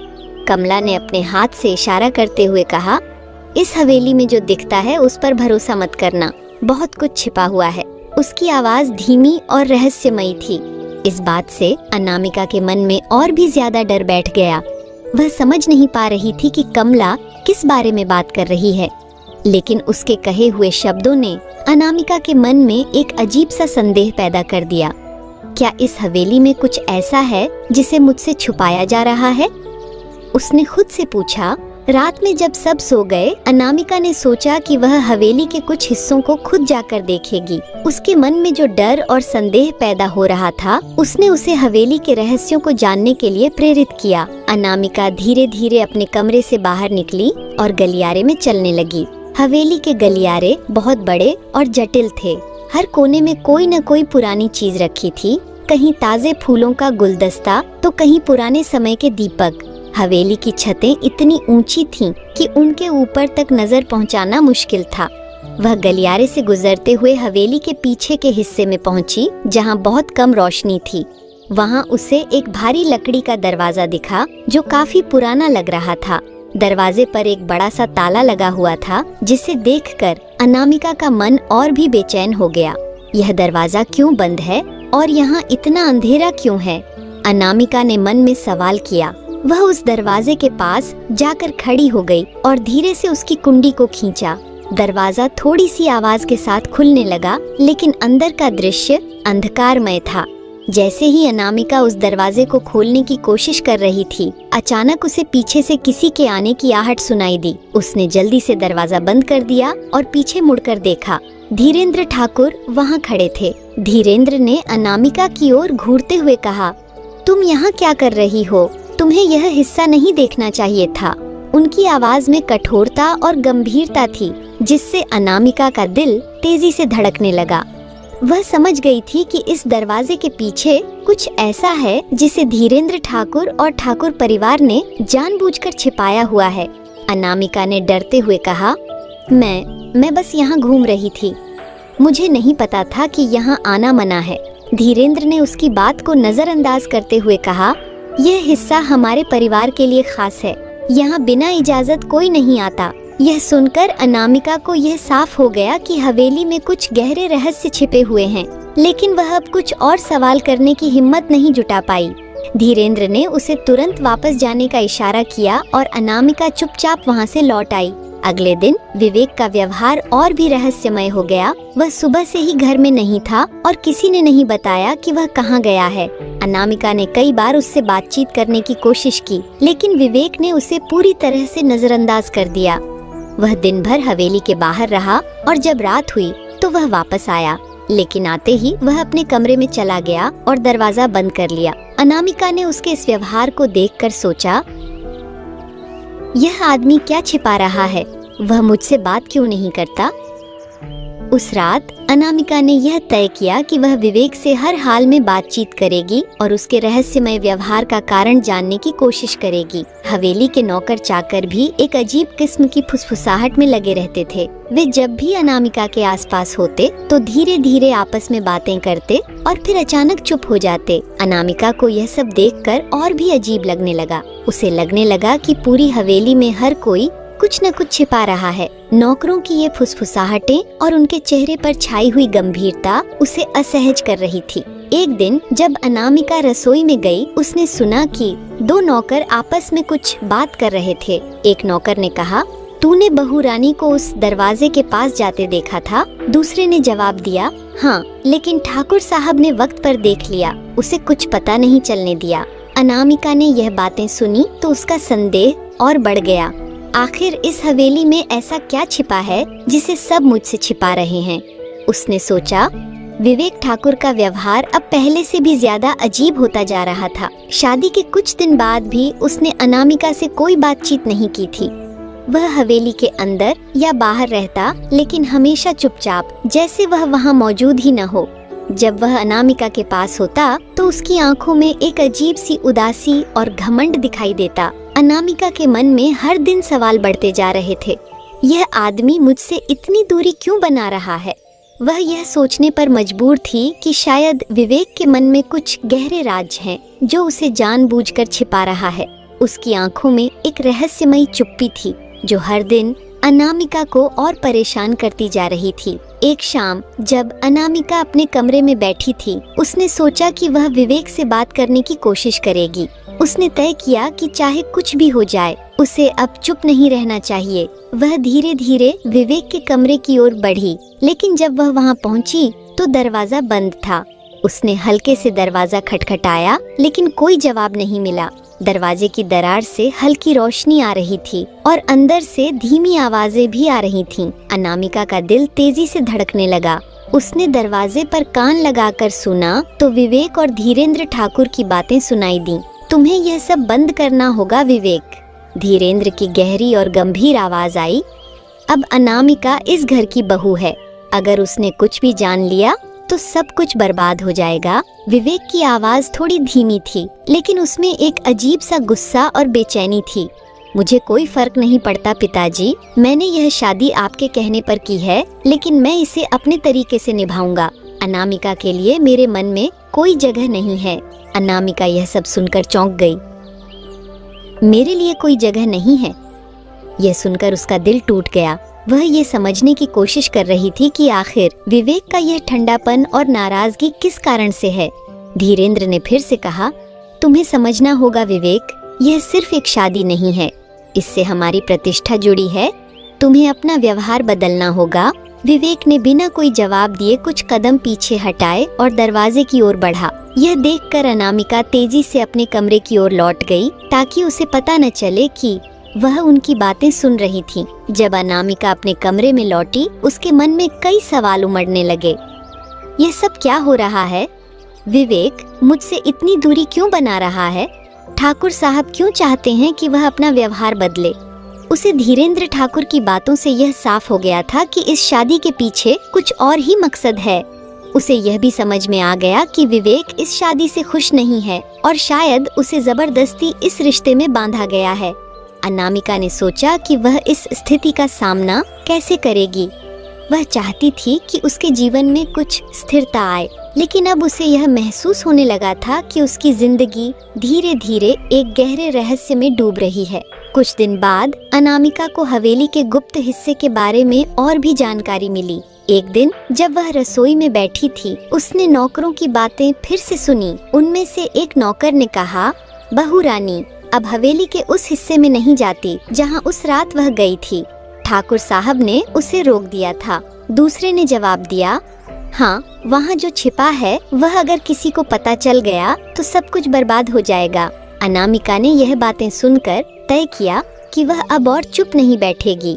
उसे इस रहस्य का पता लगाना था और इसके लिए वह हवेली के गुप्त हिस्से को फिर से देखने का प्रयास करेगी। अगली रात जब हवेली में सब सो रहे थे, अनामिका ने फिर से उसी गुप्त दरवाजे की ओर जाने का फैसला किया। वह धीरे धीरे चलकर उस दरवाजे तक पहुंची, लेकिन इस बार दरवाजा पहले से खुला हुआ था। अनामिका का दिल तेजी से धड़कने लगा। वह दरवाजे के अंदर झांकने लगी। अंदर का दृश्य पहले से भी ज्यादा डरावना था। कमरे में धुंधली रोशनी थी और दीवारों पर पुरानी तस्वीरें टंगी थीं। कमरे के बीचों बीच एक पुरानी सी मेज रखी थी जिस पर कुछ किताबें और पुराने कागज रखे हुए थे। अनामिका ने ध्यान से देखा तो उसे उन कागजों में कुछ अजीब बातें लिखी हुई दिखीं। वह धीरे धीरे मेज के पास गई और उन कागजों को पढ़ने लगी। कागजों में जो बातें लिखी थीं, उन्हें पढ़कर अनामिका के होश उड़ गए। उसमें धीरेंद्र ठाकुर के पुराने किस्से लिखे थे जो बताता था कि कैसे उन्होंने अपने स्वार्थ के लिए कई लोगों की जिंदगी बर्बाद की थी। अनामिका ने देखा कि उन कागजों में कई ऐसे नाम थे जिनके बारे में उसने पहले सुना था। गांव के कुछ बड़े लोग जो अचानक गायब हो गए थे और जिनके बारे में कोई भी कुछ नहीं जानता था। यह सब धीरेंद्र ठाकुर के कारनामे थे। क्या यह सब सच है? क्या धीरेंद्र ठाकुर ने इतने लोगों को बर्बाद किया है? अनामिका का दिमाग तेजी से दौड़ने लगा। वह समझ गई कि इस हवेली में कुछ बहुत बड़ा और घिनौना छिपा हुआ है। उसे अब यह भी एहसास हो गया था कि वह एक ऐसी जाल में फंसी हुई है जहां से निकलना आसान नहीं होगा। अगले दिन विवेक का व्यवहार और भी रहस्यमय हो गया। उसने अनामिका से बहुत कठोरता से बात की और कहा, तुम्हें इस हवेली के कुछ हिस्सों में जाने की इजाजत नहीं है। याद रखना, यहाँ सब कुछ तुम्हारे लिए नहीं है। अनामिका को यह सुनकर बहुत बुरा लगा। उसने सोचा, यह आदमी मुझसे इतनी नफरत क्यों करता है? क्या यह भी धीरेंद्र ठाकुर की ही तरह है? विवेक की आंखों में अब पहले से भी ज्यादा ठंडापन और क्रूरता थी। वह अनामिका को अब अपनी जिंदगी से पूरी तरह बाहर रखने की कोशिश कर रहा था। अब अनामिका के पास सिर्फ एक ही रास्ता था। उसे इस हवेली के रहस्यों का पर्दाफाश करना था और खुद को इस जाल से निकालना था। वह जानती थी कि यह आसान नहीं होगा, लेकिन उसने तय कर लिया कि वह इस सच्चाई का सामना करेगी, चाहे कुछ भी हो जाए। वह अब हर कदम सोच समझकर उठाने लगी थी। उसे यह भी समझना था कि विवेक और धीरेंद्र ठाकुर के बीच क्या गहरा राज्य छिपा हुआ है और इसे जानने के लिए वह हर संभव प्रयास करेगी। अनामिका के सामने ठाकुर हवेली के रहस्यों की परतें धीरे धीरे खुलने लगी थीं। उसने अब तक जितना जाना था वह केवल एक झलक मात्र था। विवेक और धीरेंद्र ठाकुर के छिपे हुए राज उसके सामने आ चुके थे, लेकिन इसके बावजूद कई सवाल अभी भी उसके मन में घूम रहे थे। अनामिका ने एक बार फिर उन कागजात को याद किया जिनमें धीरेंद्र ठाकुर के काले कारनामों के बारे में लिखा हुआ था। उसे अब यह साफ हो गया था कि ठाकुर परिवार के नाम के पीछे एक काला सच छिपा हुआ है। क्या यह हवेली सिर्फ एक घर है या यहाँ कुछ और भी छिपा हुआ है? उसने खुद से यह सवाल बार बार पूछा। उसे विवेक के रहस्यमय और क्रूर व्यवहार का भी कारण समझ नहीं आ रहा था। विवेक क्यों उसे नजरअंदाज कर रहा था और इस रिश्ते से दूर भाग रहा था?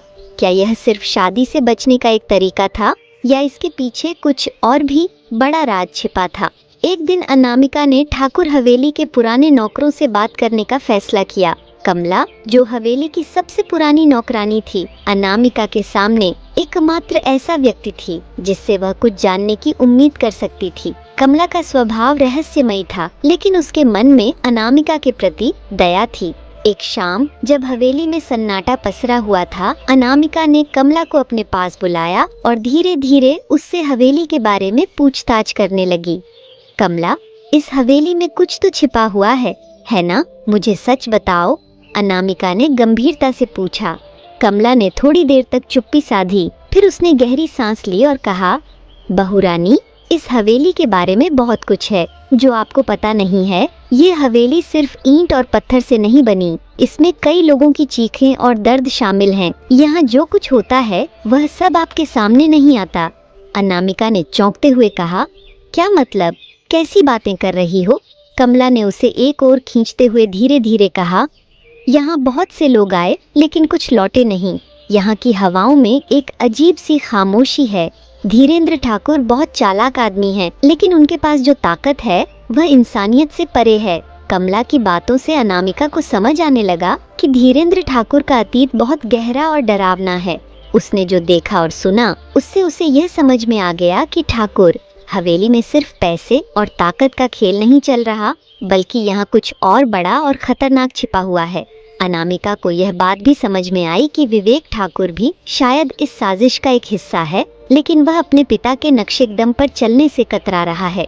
यह सारा खेल उसे डरावना और रहस्यमय लग रहा था। कमला ने और भी बताया, बहू रानी, ठाकुर साहब के अतीत में जो भी उनके खिलाफ खड़ा हुआ उसे बर्बाद कर दिया गया। कई लोग इस हवेली में गायब हुए और कभी वापस नहीं आए। अनामिका के रोंगटे खड़े हो गए। उसे अब इस हवेली के अंधेरे पक्ष की झलक मिलने लगी थी और उसे यह भी एहसास हो गया था कि यह सिर्फ एक हवेली नहीं बल्कि एक जाल है। उधर विवेक का व्यवहार भी दिन ब दिन और अजीब होता जा रहा था। वह अब अनामिका से पूरी तरह कट चुका था और उसे देखकर दूर चला जाता था। एक रात जब अनामिका अपने कमरे में सोने की कोशिश कर रही थी, उसने दरवाजे पर हल्की सी आहट सुनी। विवेक दरवाजे के पास खड़ा था। उसकी आंखों में वही अजीब सी चमक थी जो अनामिका को पहली बार दिखी थी। तुम मुझसे क्या चाहती हो? विवेक ने गुस्से में पूछा। उसकी आवाज में घबराहट और आक्रोश साफ झलक रहा था। मैं सिर्फ यह जानना चाहती हूँ कि तुम इस शादी से इतने नाराज क्यों हो? अगर तुम मुझसे नफरत करते हो तो यह शादी क्यों की? अनामिका ने जवाब दिया। विवेक ने थोड़ी देर चुप्पी साधी, फिर उसने कहा, यह सब मेरे बस में नहीं है। मेरे पिता ने यह सब अपने स्वार्थ के लिए किया है। मैं सिर्फ उनके खेल का एक हिस्सा हूँ। अनामिका यह सुनकर हैरान रह गई। तो क्या यह शादी सिर्फ एक दिखावा है? उसने मन ही मन सोचा। कुछ दिनों बाद अनामिका ने खुद ही उस गुप्त कमरे की खोजबीन करने का फैसला किया जहां उसे पहली बार कुछ कागजात मिले थे। उसने मन ही मन ठान लिया था कि वह इस रहस्य का पर्दाफाश करेगी, चाहे इसके लिए उसे कोई भी खतरा उठाना पड़े। वह रात में चुपके से उठी और उसी पुराने दरवाजे की ओर बढ़ गई। वहां पहुंचकर उसने धीरे से दरवाजा खोला और अंदर कदम रखा। इस बार उसने वहां और भी कई अजीब चीजें देखीं। दीवारों पर पुराने नक्शे और कुछ तस्वीरें टंगी थीं, जिनमें अजीब सी आकृतियां थीं। कमरे के बीचों बीच एक बड़ी सी संदूक रखी थी जिसमें कुछ पुराने दस्तावेज और किताबें थीं। अनामिका ने धीरे से किताब निकाली और उसे पढ़ने लगी। किताब में ठाकुर परिवार के इतिहास के बारे में लिखा हुआ था, लेकिन यह इतिहास कोई साधारण कहानी नहीं थी। इसमें ठाकुर परिवार के गहरे रहस्यों और उनके द्वारा किए गए कई काले कामों का जिक्र था। अनामिका ने जैसे जैसे पढ़ा, उसके सामने एक भयावह सच आया। ठाकुर परिवार ने अपनी सत्ता और ताकत बनाए रखने के लिए कई निर्दोष लोगों की बलि दी थी। यह हवेली उनके पापों का गवाह है। अनामिका को यह भी पता चला कि विवेक ठाकुर इस साजिश का हिस्सा नहीं था। वह अपने पिता के इन काले कारनामों से दूर रहना चाहता था, लेकिन धीरेंद्र ठाकुर ने उसे इस जाल में फंसा लिया था। विवेक की नफरत का असली कारण यही था कि वह इस काले खेल का हिस्सा नहीं बनना चाहता था, लेकिन उसके पास कोई और विकल्प नहीं था। अब अनामिका के सामने एक नई चुनौती थी। उसे न सिर्फ खुद को इस हवेली के जाल से बचाना था, बल्कि उसे विवेक को भी इस साजिश से बाहर निकालना था। अब अनामिका के सामने एक बड़ा सवाल था। उसे यह तय करना था कि वह इस सच्चाई का सामना कैसे करेगी। क्या मैं इस हवेली में रहकर इन रहस्यों को उजागर करूं या यहाँ से भाग जाऊं? उसने खुद से पूछा। अनामिका ने ठान लिया था कि वह ठाकुर परिवार के इन गहरे रहस्यों को दुनिया के सामने लाएगी, लेकिन यह आसान नहीं होगा। उसे पता था कि यह लड़ाई लंबी और खतरनाक होगी, लेकिन उसने अपने मन में साहस और दृढ़ता को जगह दी। अनामिका उस कमरे में बैठी थी जहां उसने ठाकुर परिवार के गहरे राज्य वाली किताब देखी थी। उसने किताब के पन्नों को पलटते हुए देखा कि इसमें एक ऐसी दुनिया का वर्णन था जिसे उसने कभी सोचा भी नहीं था। उसमें ठाकुर परिवार की काली करतूतें और उनका घिनौना इतिहास लिखा हुआ था। यह कोई साधारण परिवार नहीं था, यह एक ऐसा परिवार था जिसने अपनी सत्ता और दौलत के लिए कई निर्दोष लोगों की बलि दी थी। किताब में विस्तार से बताया गया था कि कैसे धीरेन्द्र ठाकुर के पूर्वजों ने गांव के गरीब और असहाय लोगों का शोषण किया और उनकी जमीनें छीन लीं। इस हवेली में न जाने कितने लोगों की चीखें दबी हुई थीं। किताब में कुछ ऐसी बातें भी लिखी थीं जिनसे अनामिका के रोंगटे खड़े हो गए। अनामिका को समझ में आने लगा था कि वह एक बहुत बड़े खेल का हिस्सा बन चुकी है। क्या यह सच में वही ठाकुर परिवार है जिसकी लोग तारीफ करते हैं? अनामिका ने खुद से पूछा।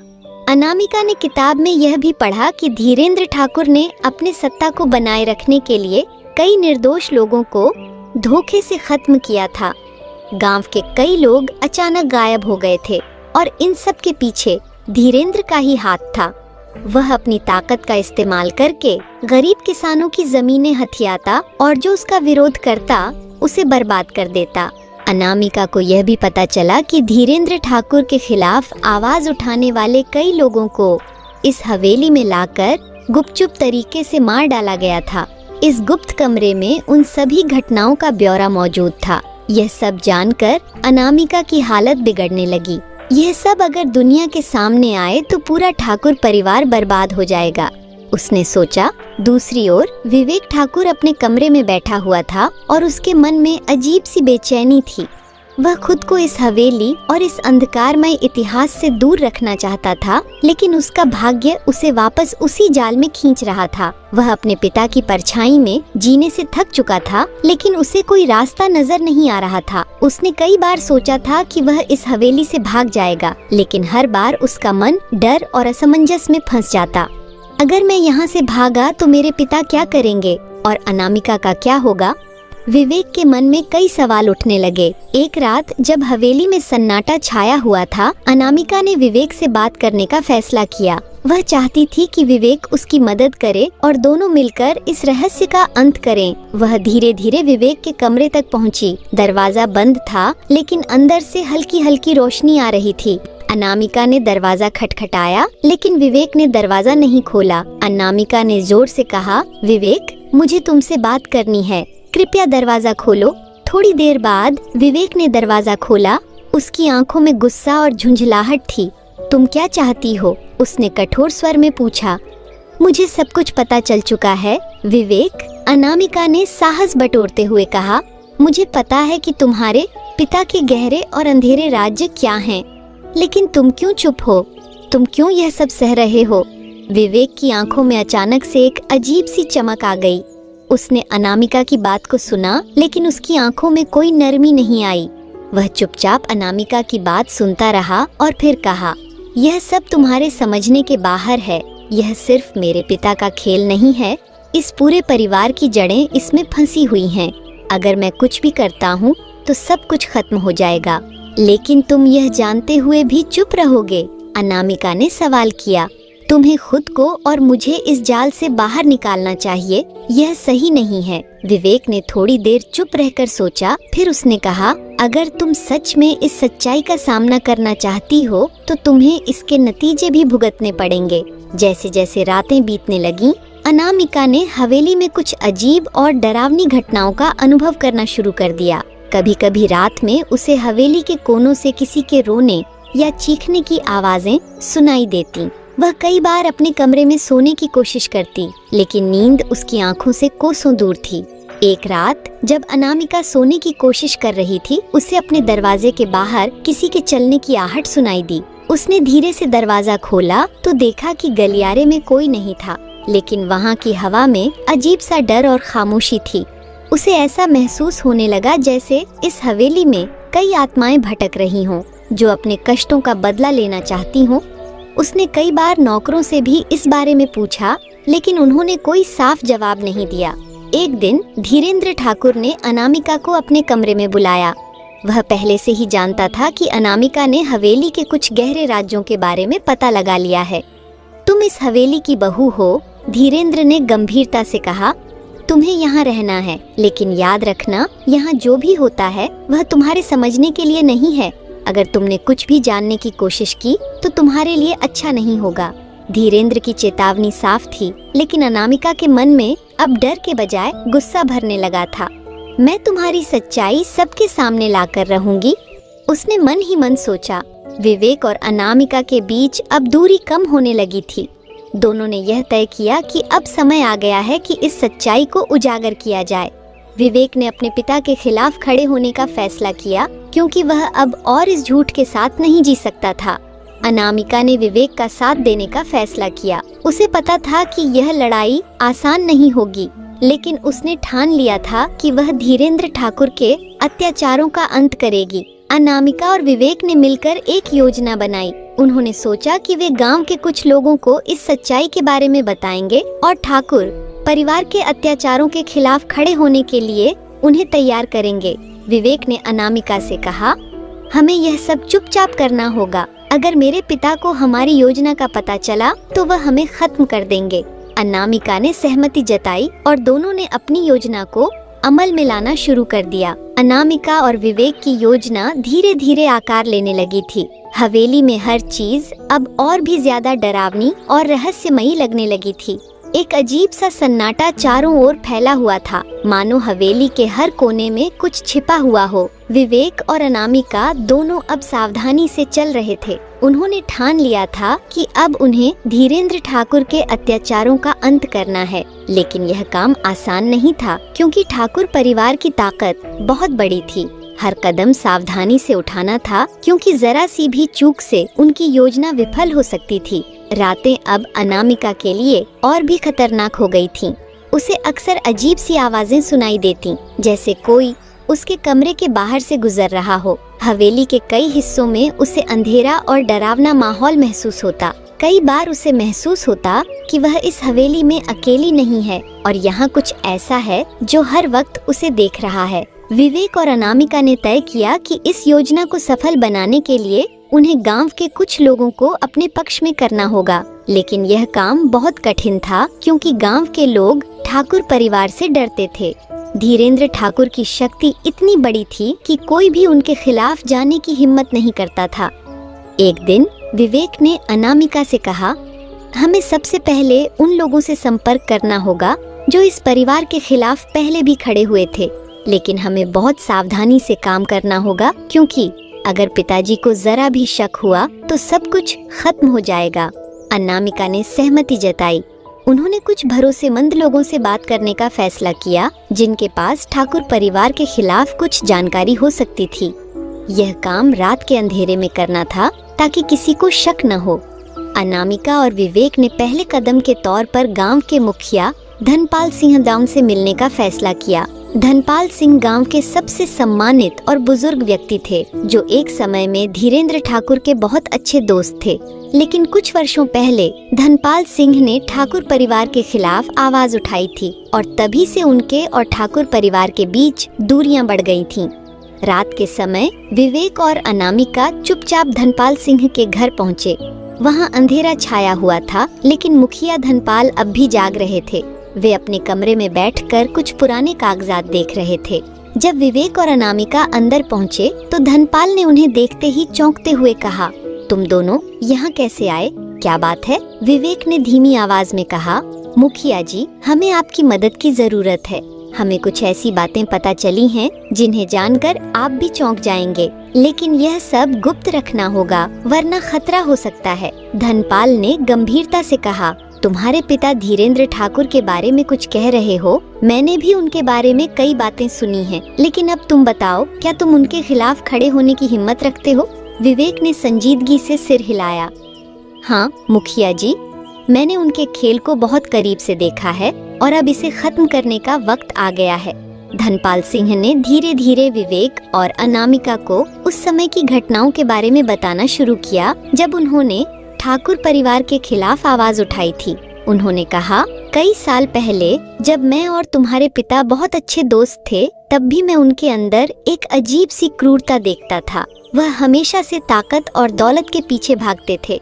उन्होंने गांव के कई गरीब किसानों की जमीनें छीन ली और जो उनके खिलाफ खड़ा हुआ उसे बर्बाद कर दिया।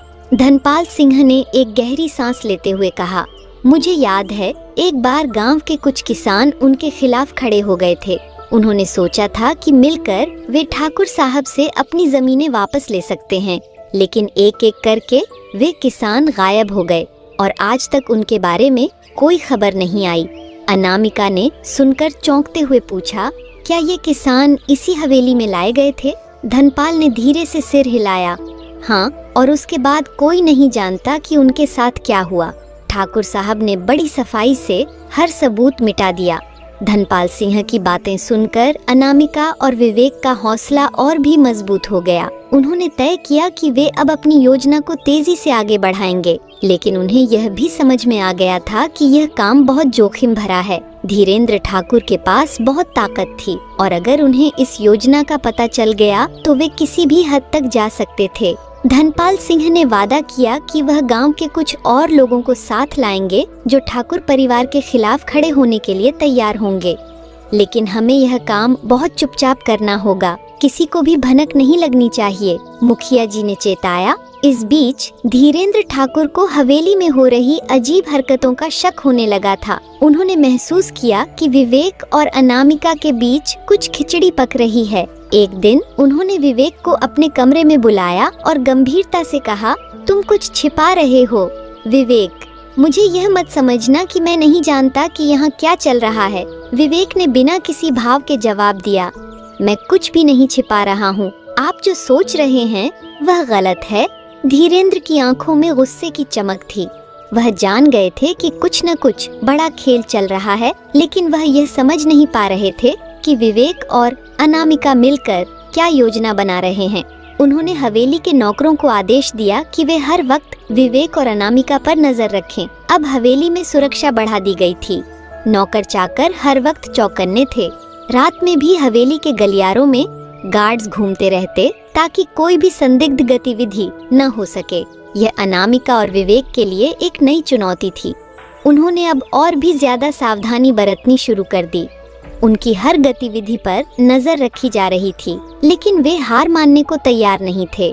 रात के अंधेरे में जब हवेली में सन्नाटा होता, विवेक और अनामिका अपनी योजना को आगे बढ़ाने के तरीके सोचते। हर कदम अब बहुत सोचा समझा होना चाहिए था, क्योंकि एक गलती से सब कुछ बर्बाद हो सकता था। कमला, जो हवेली की सबसे पुरानी नौकरानी थी, अनामिका के साथ खड़ी हो गई थी। उसने अनामिका से कहा, बहू रानी, मैं आपकी मदद करूंगी। मैंने इस हवेली में बहुत कुछ देखा है, कई लोगों की चीखें सुनी हैं। अब वक्त आ गया है कि इस अत्याचार का अंत हो। कमला ने अनामिका और विवेक को हवेली के गुप्त हिस्सों के बारे में जानकारी दी। उसने बताया कि हवेली के नीचे एक पुरानी सुरंग है जो गांव के बाहर तक जाती है। यह सुरंग एक जमाने में ठाकुर साहब के गुप्त कामों के लिए इस्तेमाल होती थी। यह सुनकर अनामिका और विवेक को एक नई उम्मीद मिली। उन्होंने सोचा कि वे इस सुरंग का इस्तेमाल करके अपनी योजना को आगे बढ़ा सकते हैं और ठाकुर परिवार के खिलाफ सबूत इकट्ठा कर सकते हैं। कमला की बताई बातों से विवेक और अनामिका के मन में अब एक नई उम्मीद जग चुकी थी।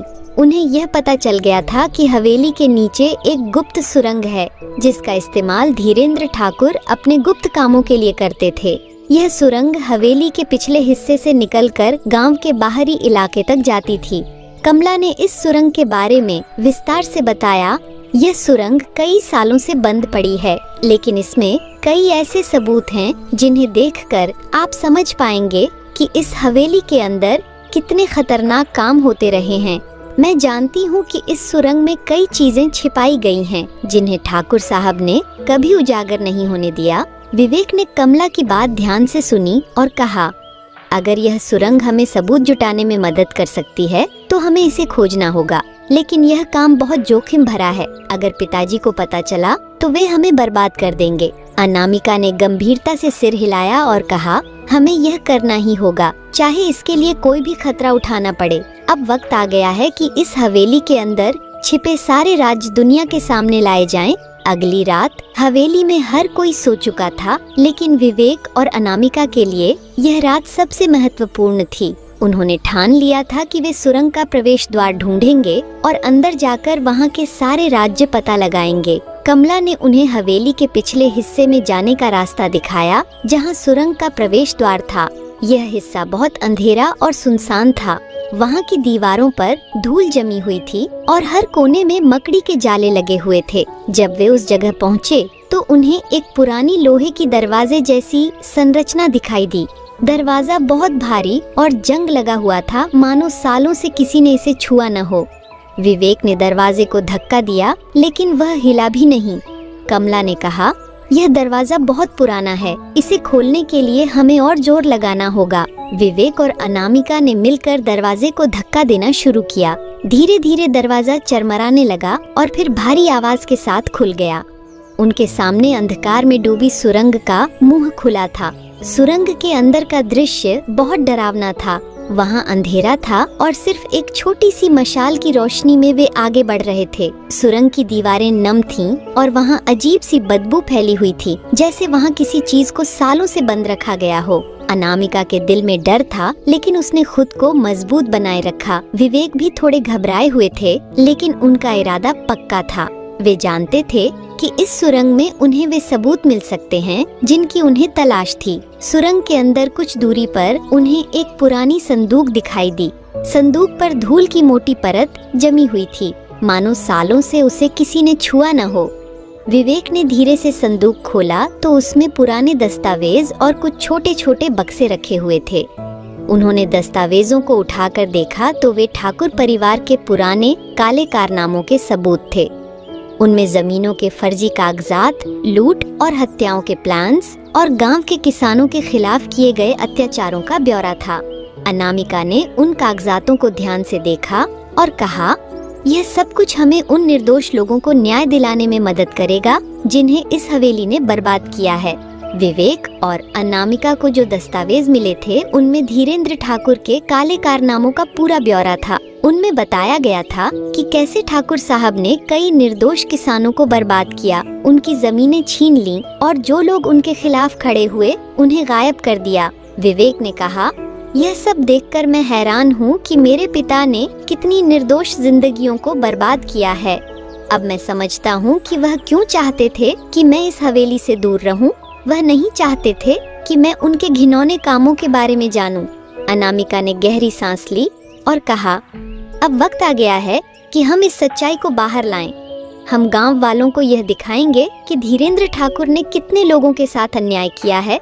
सुरंग में दस्तावेजों की खोज के बाद अनामिका और विवेक ने तय किया कि अब वे इन सबूतों को बाहर लेकर जाएंगे और गांव के लोगों के सामने रखेंगे।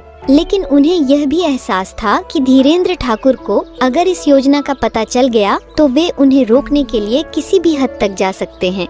अचानक सुरंग में एक आवाज गूंजने लगी। यह आवाज अजीब और डरावनी थी, मानो कोई उन्हें देख रहा हो। अनामिका और विवेक ने तुरंत अपने कदम पीछे खींच लिए। वे समझ गए थे कि अब उनकी योजना किसी खतरे में है।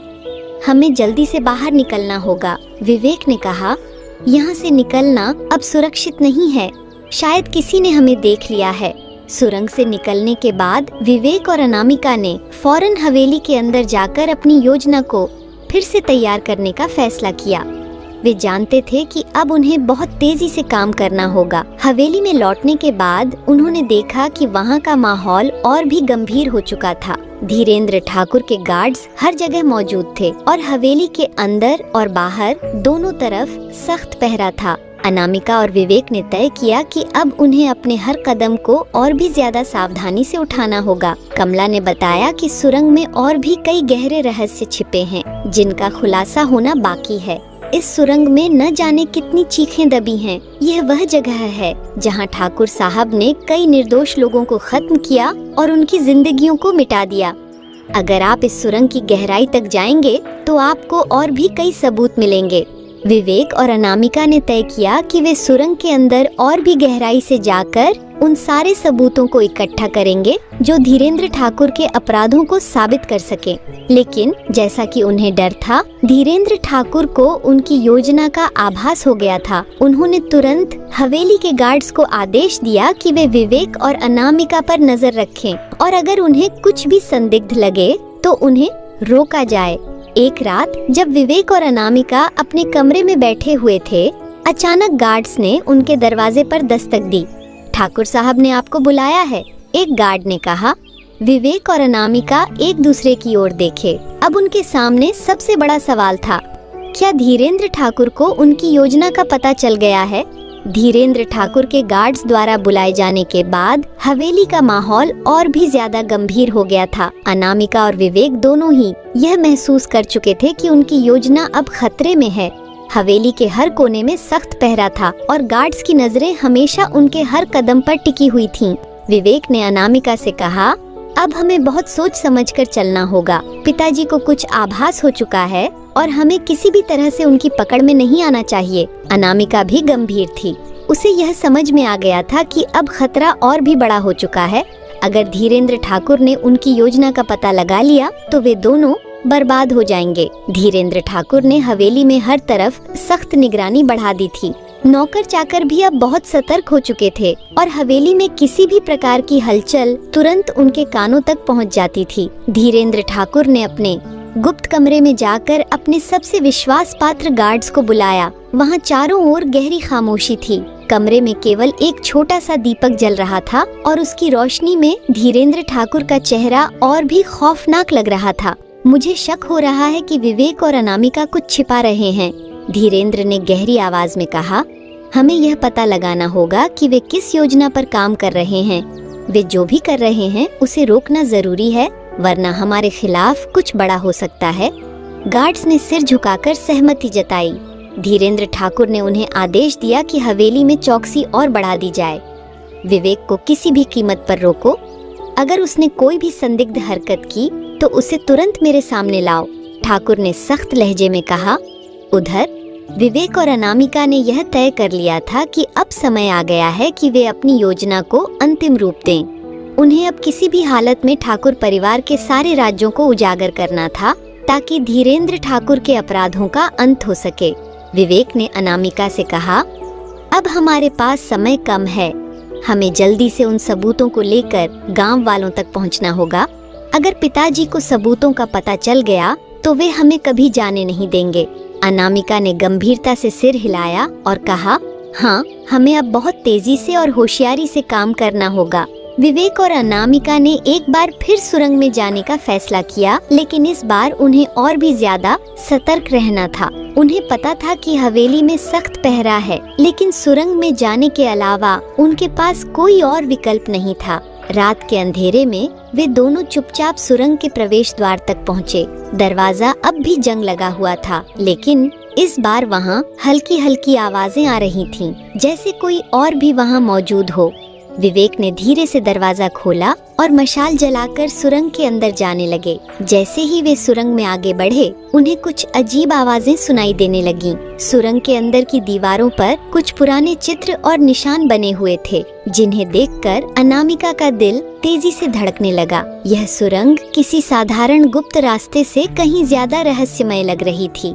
यहाँ की दीवारों पर बने निशानों में कुछ ऐसे संकेत थे जो किसी अज्ञात रहस्य की ओर इशारा कर रहे थे।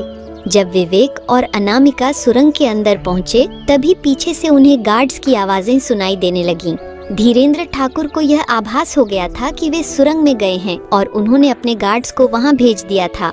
विवेक और अनामिका ने तेजी से अपने कदम बढ़ाए। उन्होंने सुरंग के अंदर और भी गहराई में जाकर वह जगह ढूंढ निकाली जहां पुराने दस्तावेज और सबूत छिपाए गए थे।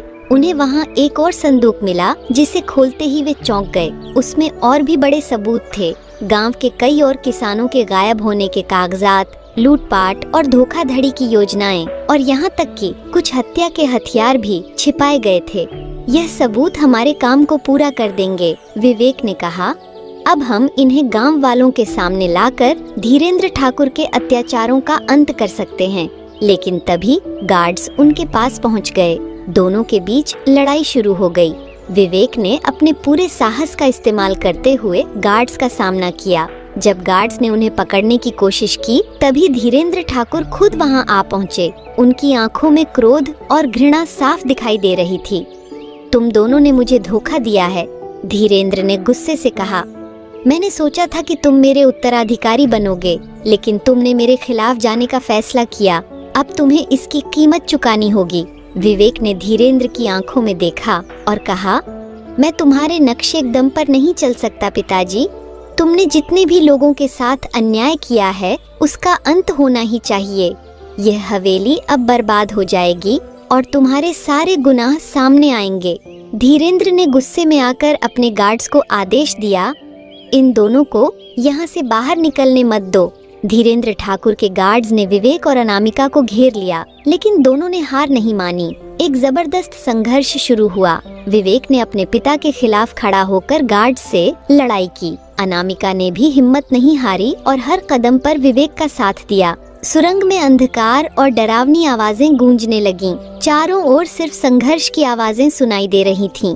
विवेक और अनामिका ने जान की बाजी लगाकर लड़ाई जारी रखी, क्योंकि अब उनके पास कोई और रास्ता नहीं था। विवेक और अनामिका ने एक एक करके गार्ड्स को हराया और सुरंग से बाहर निकलने का रास्ता खोजने लगे। उन्होंने तेजी से कदम बढ़ाए, क्योंकि वे जानते थे कि समय बहुत कम है। जैसे ही वे सुरंग के अंतिम हिस्से तक पहुँचे, वहाँ एक छोटा सा रास्ता था जो गांव के बाहरी इलाके तक जाता था।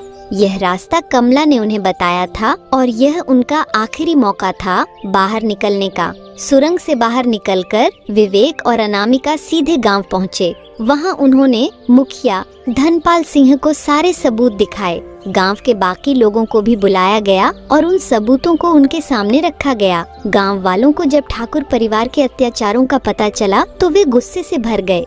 उन्होंने तय कर लिया कि अब धीरेन्द्र ठाकुर का अंत होना ही चाहिए। धनपाल सिंह ने कहा, अब वक्त आ गया है कि हम सब मिलकर ठाकुर परिवार के इस अत्याचार को खत्म करें।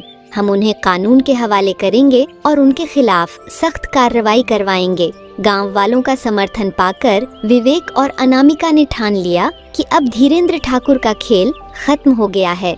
उन्होंने सारे सबूत कानून के सामने पेश किए और पुलिस को बुलाकर ठाकुर हवेली पर छापा डलवाया। धीरेन्द्र ठाकुर ने बहुत कोशिश की कि वे बच सकें, लेकिन उनके सारे गुनाह सामने आ चुके थे। उनके खिलाफ केस दर्ज हुआ और उन्हें गिरफ्तार कर लिया गया। विवेक ने आखिरकार अपने पिता के खिलाफ जीत हासिल की और ठाकुर परिवार के अत्याचारों का अंत हो गया। अनामिका और विवेक ने मिलकर वह लड़ाई जीती जो उन्होंने इतने साहस और मेहनत से लड़ी थी। धीरेन्द्र ठाकुर की गिरफ्तारी के बाद पूरे गांव में एक नया माहौल था। वर्षों से ठाकुर परिवार के अत्याचारों का शिकार बने लोग अब राहत महसूस कर रहे थे। गांव में अब हर ओर चर्चा थी कि कैसे विवेक और अनामिका ने मिलकर धीरेन्द्र ठाकुर के अत्याचारों का अंत किया। गांव के कई लोग जो पहले ठाकुर परिवार से डरते थे, अब धीरे धीरे खुलकर अपनी बातें कहने लगे थे। लोग अपने खेतों की जमीन वापस मिलने की उम्मीद करने लगे थे। मुखिया धनपाल सिंह और गांव के अन्य बड़े बुजुर्गों ने यह सुनिश्चित किया कि धीरेन्द्र ठाकुर की सारी संपत्ति और जमीनें गरीब किसानों को लौटाई जाएं। गांव में अब हर दिन एक नया सूरज उगता महसूस हो रहा था, जहां किसी भी प्रकार का डर नहीं था। लोगों ने एक दूसरे की मदद करनी शुरू की और गांव का माहौल धीरे धीरे बदलने लगा था। धीरेन्द्र ठाकुर की गिरफ्तारी और हवेली के पतन के बाद विवेक अब अपने अतीत और भविष्य को लेकर चिंतित था। उसे अब भी यह समझ नहीं आ रहा था कि उसने अपने पिता के खिलाफ जो कदम उठाया वह कितना सही था। एक दिन जब वह अकेला बैठा हुआ था, अनामिका उसके पास आई। उसने विवेक से कहा, तुमने जो किया वह सही था, तुम्हारे पिता ने कई लोगों के साथ अन्याय किया और अब वक्त आ गया है कि इस सब का अंत हो। तुम्हारे पास एक नई जिंदगी है और तुम्हें इसे सकारात्मक रूप से देखना होगा। विवेक ने गहरी सांस ली और कहा, मुझे यह समझ में आता है, लेकिन मेरे मन में यह सवाल हमेशा रहेगा कि क्या मैं एक अच्छे बेटे की तरह बर्ताव कर रहा हूँ। मेरे पिता ने जो किया वह गलत था, लेकिन फिर भी वह मेरे पिता थे। अनामिका ने उसे दिलासा देते हुए कहा, हर इंसान को अपने कर्मों का फल मिलता है। तुम्हारे पिता ने जो किया वह उनके कर्म थे और अब हमें आगे बढ़कर एक नई शुरुआत करनी होगी।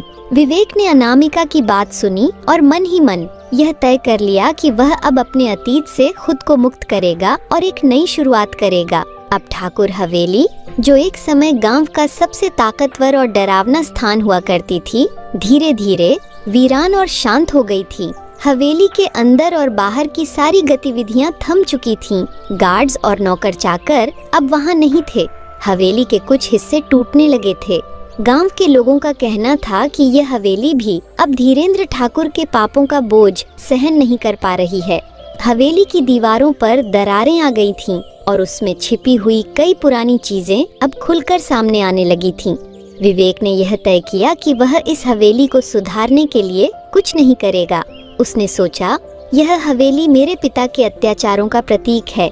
मैं इसे उसी हालत में छोड़ना चाहता हूँ ताकि लोग इसे देखकर समझ सकें कि ताकत और लालच का अंत क्या होता है। विवेक और अनामिका ने यह तय किया कि वे गांव के विकास और उसकी भलाई के लिए काम करेंगे। अब गांव में न्याय की स्थापना करना उनकी प्राथमिकता थी। गांव के लोगों के लिए नई योजनाएं बनाई जाने लगीं ताकि जो जमीनें पहले धीरेन्द्र ठाकुर ने छीन ली थीं, उन्हें किसानों को वापस लौटाया जा सके। विवेक और अनामिका ने मिलकर गांव के लिए एक न्यायिक समिति बनाई, जिसमें मुखिया धनपाल सिंह और गांव के अन्य बड़े बुजुर्ग शामिल थे। इस समिति का उद्देश्य गांव के गरीब और कमजोर लोगों की मदद करना और उनकी जमीनों को वापस दिलवाना था। धीरे धीरे गांव के लोग भी अब विवेक और अनामिका के प्रति अपना सम्मान दिखाने लगे थे। लोग मानने लगे थे कि विवेक ने अपने पिता के अत्याचारों का अंत कर सही रास्ता चुना। अब जब गांव में शांति स्थापित हो गई थी, अनामिका ने अपने जीवन में एक नई दिशा चुनी। उसने गांव की महिलाओं को सशक्त बनाने के लिए काम करना शुरू किया। उसने महिलाओं को शिक्षा, रोजगार और आत्मनिर्भरता के बारे में सिखाने का फैसला किया। अनामिका ने गांव की महिलाओं के साथ मिलकर एक समूह बनाया, जहां वे खेती, हस्तशिल्प और अन्य छोटे उद्योगों में काम करके अपनी आजीविका कमा सकें। अनामिका का सपना था कि गांव की महिलाएं आत्मनिर्भर बने और अपने परिवार की मदद कर सकें। इस काम में अनामिका का बहुत सम्मान हुआ और गांव की सभी महिलाएं उसे अपनी प्रेरणा मानने लगीं। अनामिका अब सिर्फ ठाकुर हवेली की बहू नहीं रही, बल्कि गांव की महिलाओं की एक नायक बन गई थी। विवेक और अनामिका का रिश्ता भी अब और गहरा होता जा रहा था। जहां पहले विवेक अपने पिता के साये में दबा हुआ महसूस करता था, वहीं अब वह खुद को एक आजाद और स्वतंत्र व्यक्ति के रूप में देख रहा था। अनामिका ने विवेक को वह समर्थन और हौसला दिया जिसकी उसे जरूरत थी। दोनों ने मिलकर एक नए जीवन की शुरुआत की, जहां वे अपने अतीत को पीछे छोड़कर आगे बढ़ने के लिए तैयार थे। अब उनके जीवन में कोई डर नहीं था। उनके सामने सिर्फ एक ही लक्ष्य था, गांव का विकास और वहां के लोगों की भलाई। ठाकुर हवेली अब धीरे धीरे गांव की एक वीरान जगह बन गई थी। लोग वहां जाने से डरते थे, क्योंकि वहां की दीवारों में अब भी धीरेन्द्र ठाकुर के पापों की कहानियां छिपी हुई थीं। विवेक ने तय किया कि वह हवेली को गिरवाकर वहां एक स्कूल बनवाएगा, ताकि आने वाली पीढ़ियां शिक्षा प्राप्त कर सकें। यह फैसला गांव के लोगों ने भी सराहा। वे चाहते थे कि अब इस हवेली का अंधकारमय इतिहास मिट जाए और उसकी जगह एक नई शुरुआत हो। धीरे धीरे हवेली को गिराया जाने लगा और उसकी जगह पर एक नई इमारत बनने लगी, गांव का पहला बड़ा स्कूल। यह स्कूल अब गांव के बच्चों के लिए शिक्षा का केंद्र बनने वाला था, जहां हर बच्चा अपने भविष्य के सपने साकार कर सकेगा। गांव अब पूरी तरह बदल चुका था। जहां एक समय ठाकुर परिवार का आतंक फैला हुआ था, वहीं अब शांति और न्याय का बोलबाला था। विवेक और अनामिका ने मिलकर गांव को एक नई पहचान दी थी। गांव के लोग अब खुशहाल जीवन जी रहे थे और हर ओर एक सकारात्मक माहौल बन चुका था। अब गांव के लोगों को किसी भी प्रकार का डर नहीं था और वे अपने जीवन को अपनी शर्तों पर जी रहे थे। विवेक और अनामिका के इस प्रयास ने गांव को एक नया जीवन दिया। अब गांव में हर किसी के लिए बराबरी और न्याय की स्थापना हो चुकी थी।